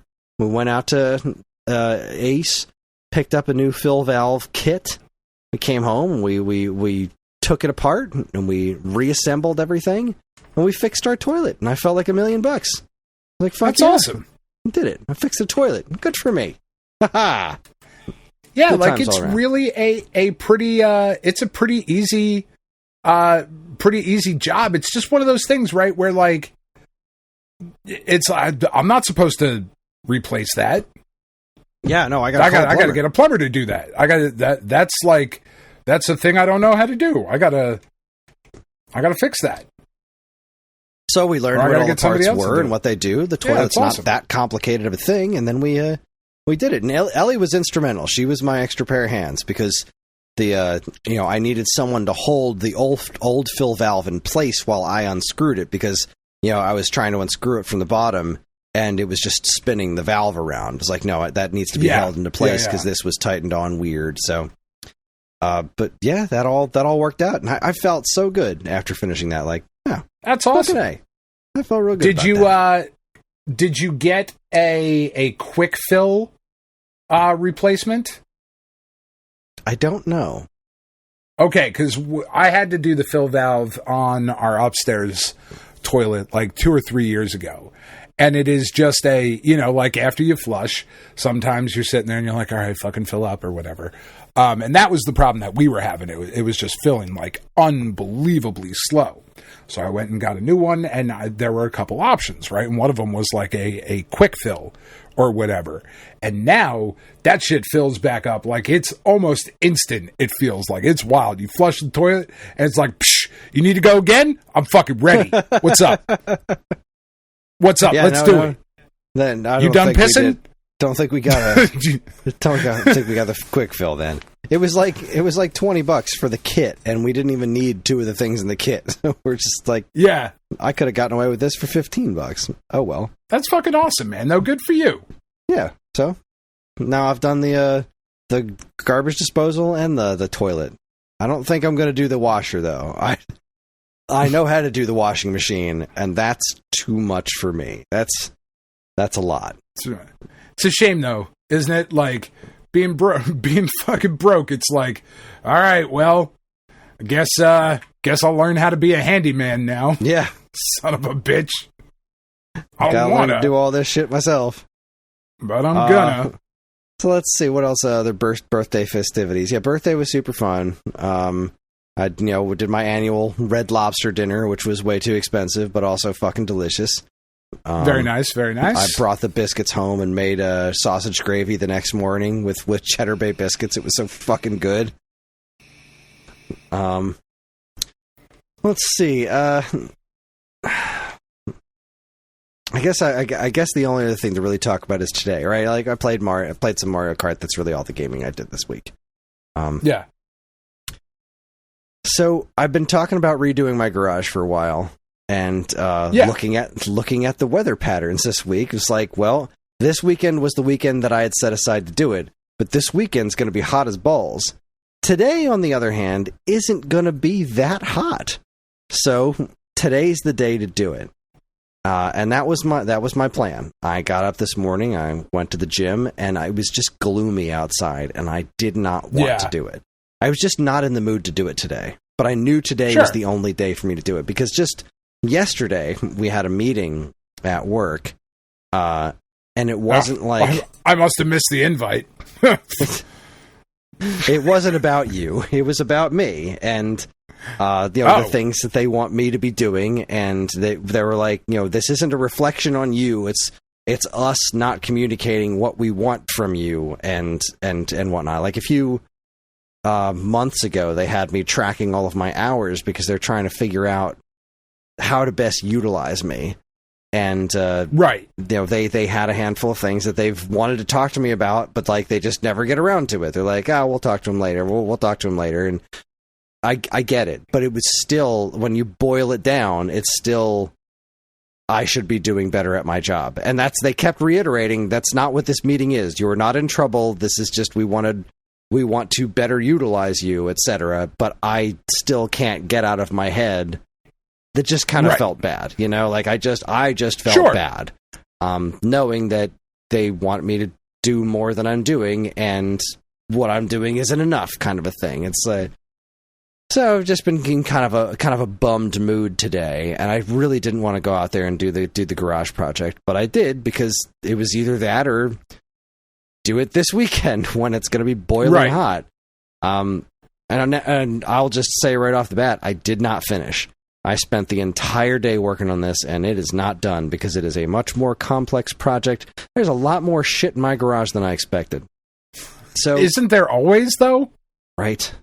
Isn't there always? Like you get down to it, and you're like, well, where the fuck did all of this come from? I don't even know throw it out. Throw it out, throw it out, throw it out. I don't even know and what not this only is. that, some of the things that I wanted to do were taking a bit longer than expected. So I went to kind of like prepare for this project yesterday, and yesterday was actually kind of fun in a video game department, right? So I needed to talk about the garage first. I'll get back to the garage. First, we need to take a fun little detour. Now, one of the things that I wanted to do in the garage is there are these cabinets in my garage that are a complete waste of space, and I wanted to rip all the cabinets out, and I want to replace everything with just like rack shelving. And I had shopped around, and it appeared that the best prices for rack shelving that I could find were at Walmart. Hate that. Not thrilled about it. I know. I fucking hate going to Walmart. I don't like going to Walmart. That place is so fucking miserable. It's just you go in there, and I'm like, in Indiana Jones and the Last Crusade, when they show up at the Hitler March. Every time I walk into Walmart, I just hear Sean Connery's voice, "We're pilgrims in an unholy land." Like, that's how I feel when I walk into Walmart. And I was there not that long ago to get that AC unit. So here I am, back in Walmart, and I go over to look at the shelving. And on my way, I walk past the electronics department, and I was like, I remember seeing that there were the demo for Donkey Kong Bananza at some Targets. I wonder if there's one here at Walmart. And it turns out that there was. There was one at mine today, too. I got to play Donkey Kong Bananza. Did you try it out? For about a minute and a half, because this was also, as I was already told, that I had to go home. Right. And was not allowed to buy my game and didn't have enough time for that. This fucked up, though. So I played for about a minute and a half. I skipped all the cutscenes. I ran around and I punched a couple of things, and then we had to get out of there. When we got home, Tiff was like, when I tell you when I'm cooking, then I was like, yeah, I get it. And then we're sitting there in the kitchen, and Roddy came with me to Walmart, and Roddy turns to Tiff, and he's like, he did play the Donkey Kong Bonanza demo, and I was like, dude, what the fuck? What are you doing? Under the bus. It's like, you fucking piece of shit. I'm gonna beat your ass later. What's wrong with you? You're not supposed to just fucking dime me out like that. Jeez. Like, dude, all right. Tell you what. Fucking next time you ask me for a candy bar, fuck off out of Berkeley Square, prick. I was so mad. So, I played a minute and a half. Yeah, I played about 5 minutes, or maybe a little bit less, because again, I was having fun, but also, I don't know if I've mentioned on the show before, I hate my new glasses. I can't see things up close super well, and since I couldn't get super far away from the TV, that's really big. Like, so the demo unit's fucking huge, but I can only stand at most 2 feet away from it, and I just can't. See you gotta pull the TV. I thought that's the way it was too. I was like, why am I so fucking close? And then I just started yanking harder because it's not my shit. I don't care. So I was yanking on the Pro controller, and then eventually it loosened up, and I was able to step back like 4 or 5 feet. Oh, so I don't know if it's the same way at yours. I just started yanking on that son of a bitch, though. I didn't want to pull it too hard because I didn't want to accidentally need to pay Walmart money for shit I broke. But you don't got to pay Walmart. You just fucking yank on it, and if it breaks, you go over to somebody and you're like, dude, your fucking thing's broken. I don't know who did that. And then you walk away because it's Walmart. Fuck them. Yeah, I don't trust my luck. They'd be there with the fucking cops and make me, throw hundreds of dollars I don't have at them. But anyways, yeah, I couldn't really see it super well. Sir, you also have to blow the manager. Like, whoa, Jesus, this got serious. And I was also in Walmart, anyway, and I really didn't want to be there. But I thought the demo was really fun. I also skipped the cutscenes just because I wanted to get right to the gameplay. I'm not sure about... It felt really good. Like, the running and smashing, it feels really good just initially. I'm not sure about the control layout. I understand it. After I did it for a couple of minutes, I was like, okay, so the top button means he punches up, the bottom button means he punches down, but that just doesn't feel perfectly natural to me. But, picking up chunks and swinging them around. Like, I did the whole first area, and then they warped me to the second area where I already have Pauline on my shoulder. And I was like, all right, it's beautiful. It feels good. I've done all I need to do. So, I don't need to know anymore, nor do I want to ruin anything. Exactly. I've just, spoilers, I am ready to sit at home and play this on the comfort of my couch. I'm so sold in this game. I'm really excited, and I'm glad I got to play it. There were a few frame drops. Like, there were a few bits where, something was happening, and the frame rate didn't stay at a steady 60, but I don't really care. It's fine. Not everything I play needs to be at a perfect 60. But once I was in especially when I was in that overworld, I was like, this looks like a next generation game. This does not look like a Switch 1 game. It definitely looks better than a Switch 1 game, noticeably so, and that made me feel real good. I'm very excited about that. Yeah, so anyway. I'm very excited to get it for you. I'm very excited for you to get it for me too. So, which we got to figure that out. How am I just sending you money? We don't have to talk about that now. Never mind. You could just order it from a place that's going to ship it to me, or order it at my local Best Buy, and go online. Ooh, there you go. Do the Maze Landing Best Buy. Say I'm the pickup person, and then the day it comes out, I can drive out there and get it. All right, there, we'll do that. All right, nice. I'm excited, Syphil. I already have the fucking $30 amiibo pre-ordered there anyway. So. I know. I got to get that thing. It's really fucking cool. It's so pretty. It's really cool. I got to talk about that record too. I'm going to write that down. So anyway, I finished the DK. I don't finish the DK demo. I've reached my limit of being in Walmart. So I go over to the shelf area. And the shelves that I thought I saw when I was shopping for the AC unit that were $30, no, they weren't 30. They were $35.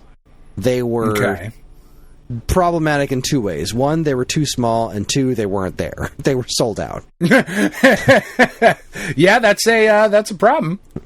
So the shelves that I actually wanted, the ones that match the ones that I bought years and years and years ago, that are the right size, they were $45. And I was like, yeah, that's a little spicy because I need a lot of these things. But, if it is what it is, then let me do a quick shop around again, see what I can find. And I checked Costco, and, no luck. Not that I live anywhere near a Costco. And I checked, Lowe's and Home Depot, and they were all about the same or more expensive. But then I found BJ's. I was like, I don't think I checked BJ's last time. It didn't even occur to me to check BJ's. Love it. And love a good BJ. Don't we all? And then that's where I found them on sale for $26. It's like, okay, that's not bad at all. That's a set of 4 shelves for $26. That's not bad. So I drove over to BJ's, and the website that said they had a ton of them, but there were only 4 on the sales floor. There were a whole other pallet of them way up towards the ceiling. So I grabbed the 4 that were down by the floor, and I brought them over to the customer service counter. I was like, I know you got more of these. Can I get them? And they're like, well, here's the problem. We can't get them unless there's somebody... unless there's a licensed forklift driver on the schedule right now. Like, we can't just send somebody up to the top shelf. It has to be like... That's why we do that with the night crew. Somebody licensed has to do that. It's like, all right, is there somebody licensed to do that here now? No. Okay. Of course so I guess I'm coming back tomorrow. So I went home, and then last night we recorded. We were recording a theater near you, and Paul came like super early. So while we were waiting for Sean, Paul and I played Maniac Mansion for NES. Oh, shit. Fucking love that game. Paul used to love that game. I had never really played it before. And so Paul was playing. I was just sitting there watching, right? Because it's not a two-player game. He could barely remember what the puzzles were. But I was really impressed with how well they replicated the Scum engine on NES. Like, the way the characters move really and everything is it's so similar to Monkey Island. Like, the music's real good. It's like you can tell it's compromised so thoroughly just to make it work on NES. And like, moving a cursor around with the D-pad is far from the best way to play a game like that, but it works. It's fully functional. It's a really neat game. We failed miserably. We blew up the mansion and everybody died. It is those games, like, I do love them because I had played them and I knew what to do, and I wouldn't fucking remember how to do it now, like even a little bit. But man, are they fucking obtuse. They really are. They're really weird. But they do not make a lot of sense. Maniac Mansion is still very good. So anyways, this morning, I wake up, I go to the gym, it's leg day, and I tried this new machine. It's like this butt exercise machine. Apparently it's good for I call it the butt lift machine because I can't remember the name of it. I think it might actually be as simple as hip lifts. I don't know. I don't pay attention to what these things are called. But like... Sure. So, on Tuesdays and Thursdays, I just, speed walk on the treadmill with my friend Lisa, and we just, catch up on what's going on in our lives. And my other friend Erica, she goes every day. And when I showed up, before I got on the treadmill, I saw Erica over in the corner where all, like, the heavy weightlifting stuff is. And I was like, wow, she's never over there. What the fuck is she doing? And I saw her laying down on this thing and literally strapping herself into a machine. I was like, oh, God, what is happening over there? I didn't even realize there were things you're supposed to strap yourself into here. So I go on the treadmill, I talk to Lisa, I'm like, did you see Erica over there? She's like strapping herself into some weird thing. And she was like, I know, I saw her a few minutes ago, but I was too scared to go talk to her. I was like, all right, fuck it, I'm going to do it. Why are you... She's like, she's tiny, but whatever. I guess she doesn't know Erica. Like, I know her because our kids are friends, and like, sure. Either way, like, I've introduced them a couple of times. They're nice to each other. It's weird. So I went over. I talked to her, and she was like, "Yeah, this is the machine. It's supposed to be really good for your butt." I'm like, "Okay, teach me your ways."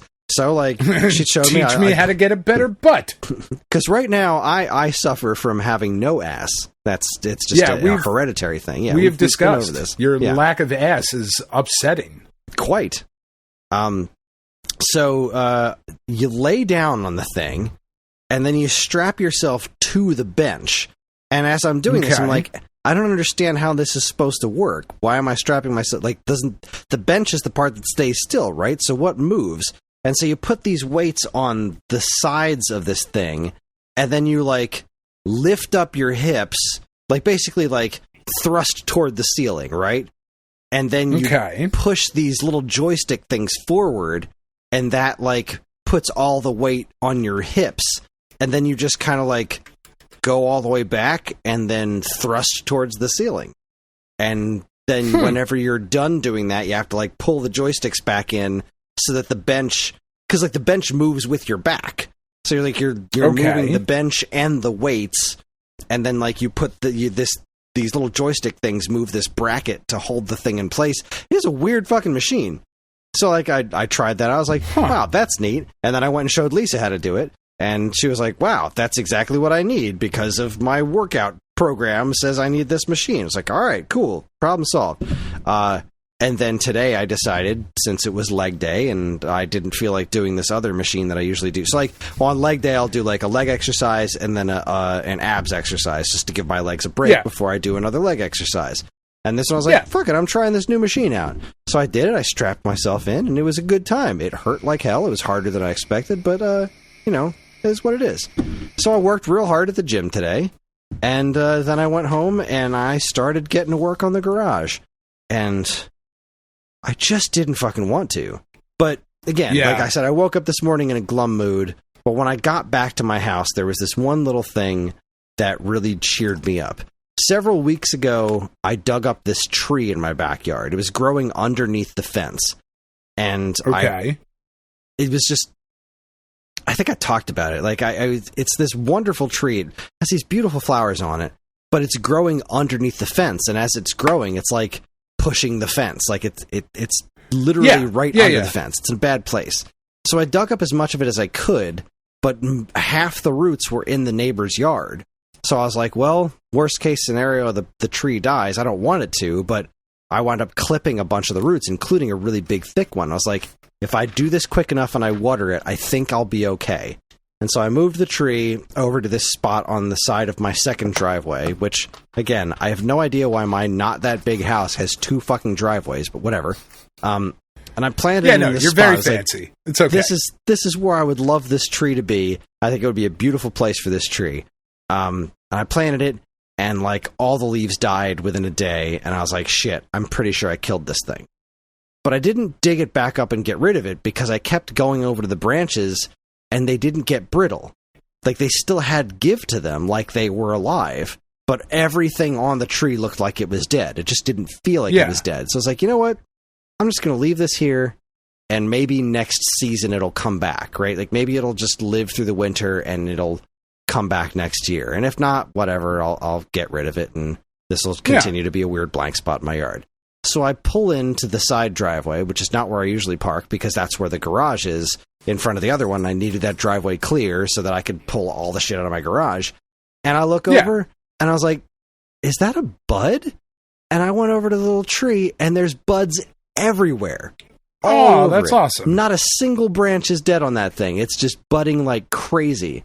So it's catching back up. Nature is healing itself, and this tree is alive. I was like, that's exactly the little shot in the arm I needed right now, because I'm exhausted from the gym. It's gloomy outside. I don't feel like working. It's been hot all week. I'm mentally and physically exhausted. And it gave me just that little thing I needed. So I get up and I drive back out to BJ's to get more shelves, because they said they were going to get them down overnight. So I went there and they had more shelves. I bought 2 more sets. And then I stopped at my mom's house to borrow a circular saw and her hand truck, because I have a little mini one, but she has one of the big solid metal ones for lifting heavy shit. And one of the things I needed to get rid of is this old refrigerator that's been taking up space in the garage. It still works, but we have no use for it. We've been holding on to it as like a just-in-case thing, but we have other refrigerators in the basement if something goes horribly awry with our main refrigerator. We are not shy on refrigerators in this house.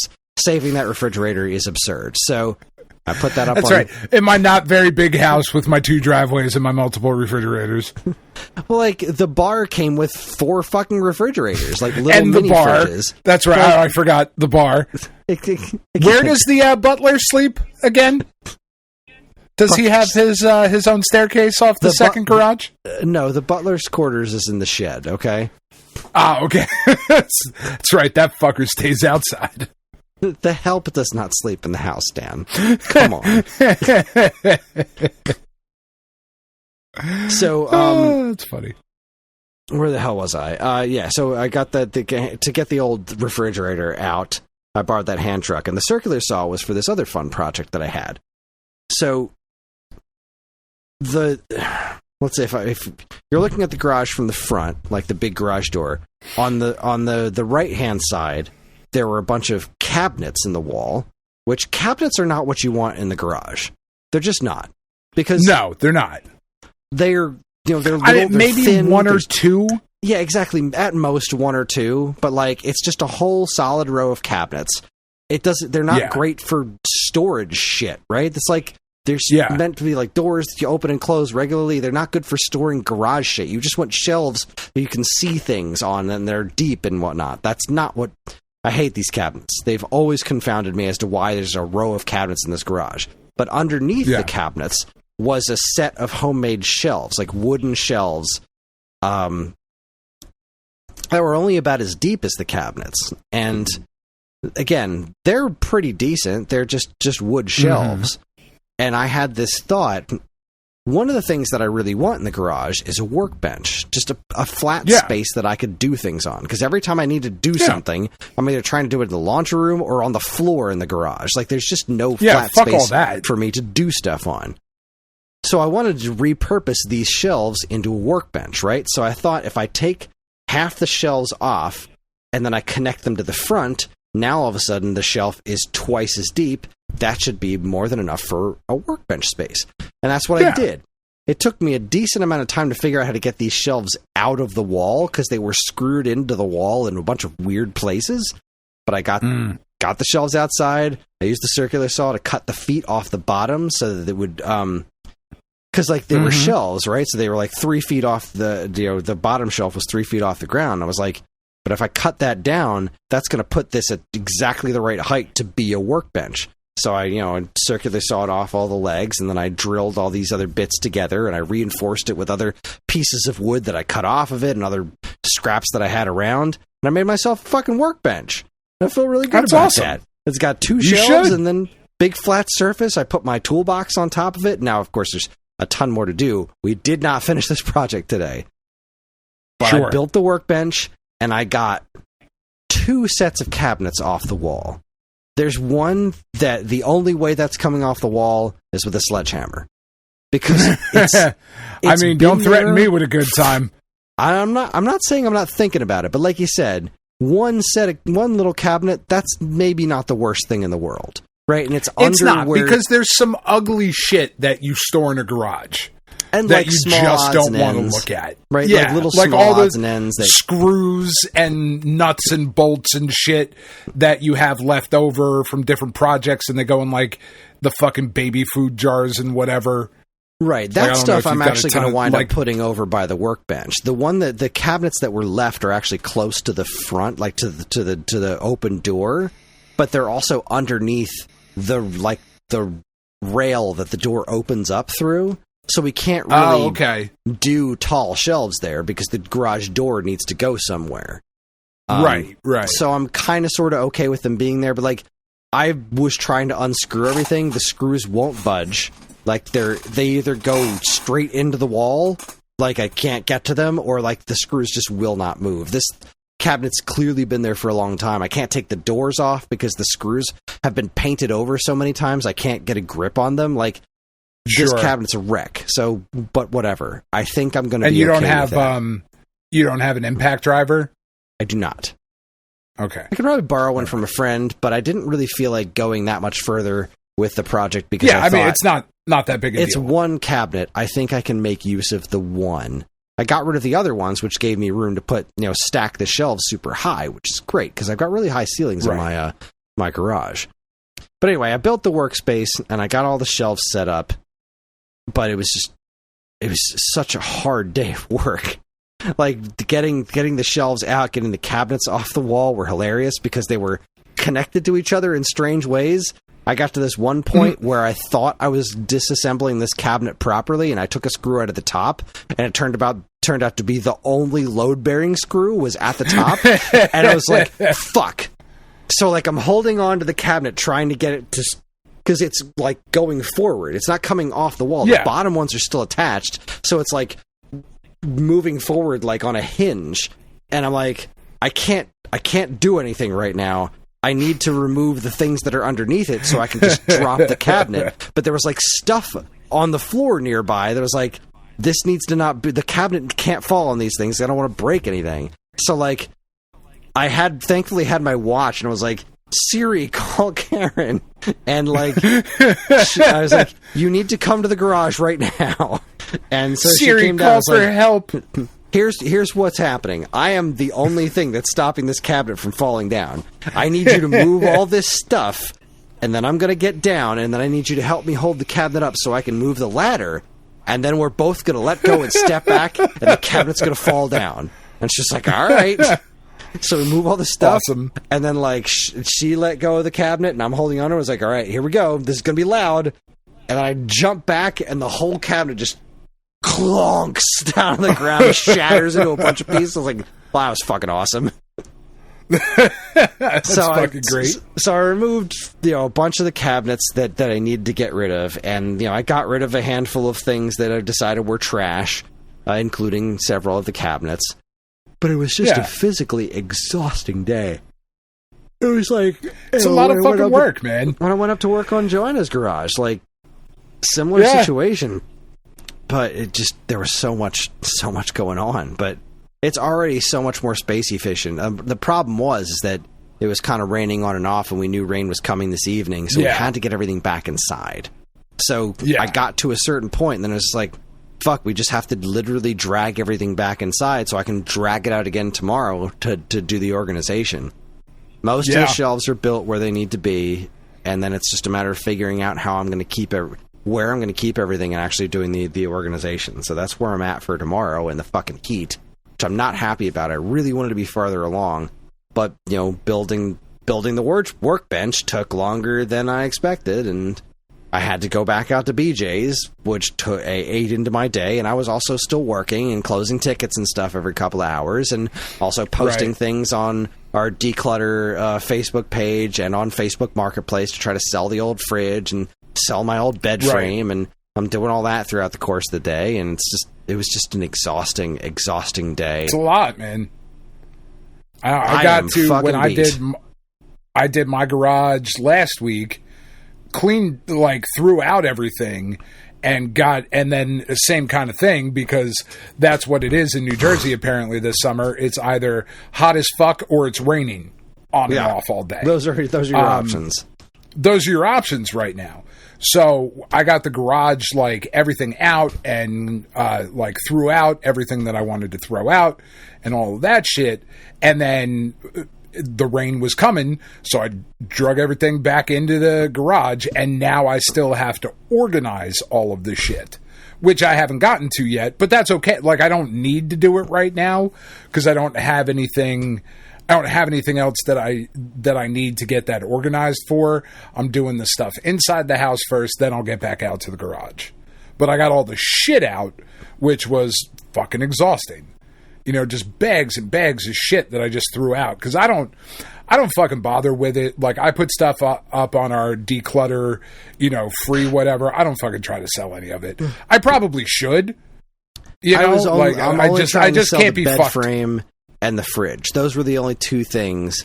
But even then, the bed frame, and it was just going for $50 a pop, and it's just because of how fucking broke we are. But everything else is just given away. I don't know how it is around your house. I know around me, we have people that comb the neighborhoods fucking daily looking for shit to just trash pick and sell and flip and whatever. So I don't even fucking have to do it. Had a guy roll by today while I was doing stuff. It's like, oh, so you getting rid of some stuff? I was like, no, I'm just organizing the garage. He's like, oh, I'm sorry. He's like, how much for all them bikes? I'm like, they're going back in the garage once I'm done cleaning it. $6,000.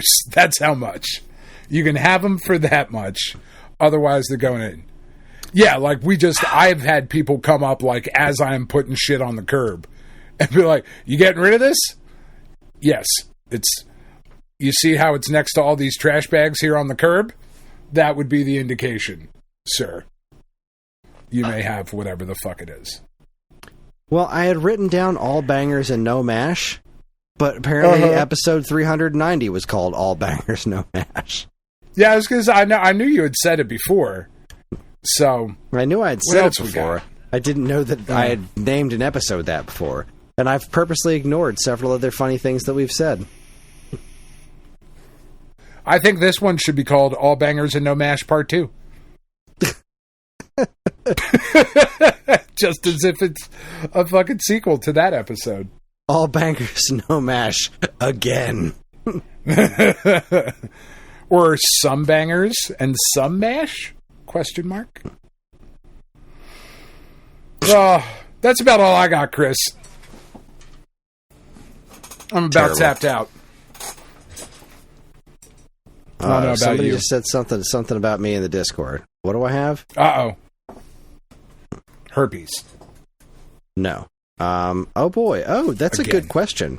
So Horizon Chase 2 and Llamasoft, the Jeff Minter story, are both on sale right now. Oh, those aren't terrible prices. Oh, there's some stuff on sale on the eShop right now. There's a big summer sale going on, and I got some eShop credit for my birthday. And I was going to spend it on myself, but John really wants Subnautica, and Subnautica is on sale. And holy fuck, virtual game cards have turned out to be so much more of a pain in the ass than I thought they were. That sucks. Just trying I to was go from system to system is so obnoxious. That's annoying. I was going to suggest for you, but then I remembered you had it. But for any of our listeners, the first Hades is currently on sale for $8.49. And you should have that game at that price. I agree. That is even though I haven't absurd. Played it. That is absurd. I've been looking at a bunch of stuff on the Steam summer sale. There are quite a few things on there that are like, fuck, man. Like, I'm definitely not going to get to it anytime soon. But, I mean, I'm not interested in Cyberpunk 2077. It's on sale for $20. Like, that is not a lot of dollars for that game. Again, Witcher 3, Wild Hunt Complete Edition, $10. You know, that's not a bad price for that game. You know, there's a lot of stuff that I'm looking at, but I'm like, I have so many other things. When am I going to get to them? You know? Mm-hmm. I don't know, Kris. There's so much. Where was I? So the Nintendo eShop, there was a couple of things that were on sale that I was like, ooh, I think I need to pick that up. Where's my freaking wish list? Come on, load up. Give me my wish list. What was I looking at? It was, all right, so Subnautica. John's been, like, super interested in Subnautica lately, and it just went on sale for $20. So, like, yeah, okay. Hadn't you played that before? I thought that was a thing you guys had before. I had recommended it to him before, and he said, nah. Okay. And I was like, but I think you would really like this game. You like giant, scary sea monsters. This is Giant, Scary Sea Monsters, the game. He's like, okay. But now he saw a YouTuber talking about it, and now he's like... Oh, well, in that case... It's like, so Subnautica looks really cool. It's like, I know. I told you about Does it? Who could have mentioned it before? Yeah, I'm considering buying that for him at $20. He also... There was this game called Never Give Up that he saw some YouTuber play that he really thought looked like super cool. It's like a Meat Boy style, ultra hard platformer. Yeah. Then do not get it for him. He hates that shit. He hates that shit. But he was like super into this game, and it's $2. So like, yeah, maybe at $2, I'll let him frustrate himself. Mainframes went on sale. That's the one that I was really interested in. Mainframes hasn't been out that long, but it looked super interesting. The reviews were pretty mixed on it. Soul Reaver at $20, probably worth it, but no. I know Subnautica's been cheaper than $20 before. I'm looking at it right now. Anton Blast is $16. That's not bad for that. Yeah. So I'm looking on Deku Deals. I'm on Deku and it does Deals not now, have too. It does not have the matches previous low or lowest price ever. So it has definitely been cheaper than that. If it does not have that yellow tag, I wouldn't buy it. But you know, I feel like I looked this up. What was the previous low? So it's 33% off. What was its all-time low? I don't know how to check what the actual all-time low was. I don't know. Oh, $9.89. It hasn't been that low in a long time. It hasn't... Actually, no. Right before Christmas, it was at $9.89. So, yeah, maybe I will wait a little bit longer. Yeah. I'm looking here. Nine Souls is on sale for $21. That game looks really cool. I've had that on my Steam wish list. I know it's on sale on Steam as well. Mm-hmm. It's like a Metroidvania type game. That looks dope. If anybody listening has not purchased The Messenger yet, it is on sale for $3.99. Absolute must buy. Without a question, that is a must buy. The Guacamelee games are really cheap if you've never played those right now. Or if you've never played those before, right now it's on sale for like $4, $5 or something like that for Guacamelee 1 and 2. Those games are incredible. There was another one on here that I was really interested in. Now I can't remember what it was. The Mutant Muds collection. That's $4. Fuck those guys.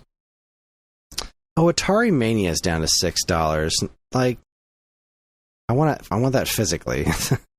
I already have it digitally on my VCS. I wouldn't mind replaying it on Switch one of these days. But that was the other one. Unpacking. Unpacking's down to $10. Man, I would wait for that to get a little cheaper. And I always wanted to play that one. It is joyful and wonderful and all of those things, but wow, I feel that's like still not its all-time low? Is maybe the right price. What the heck was its all-time low? I enjoyed it, but I mean, $10 is not a bad price for it. Did I lose Dan? Katana Zero is $9. I think he's I dead. Played that already, but that's Dan, not bad. Where did you go? I don't know. There's too many fucking games, Chris, that are too cheap. Shit's even cheaper on the fucking Steam store. All right. Well, I hear something. So, hey, there you go. Hey. You're back.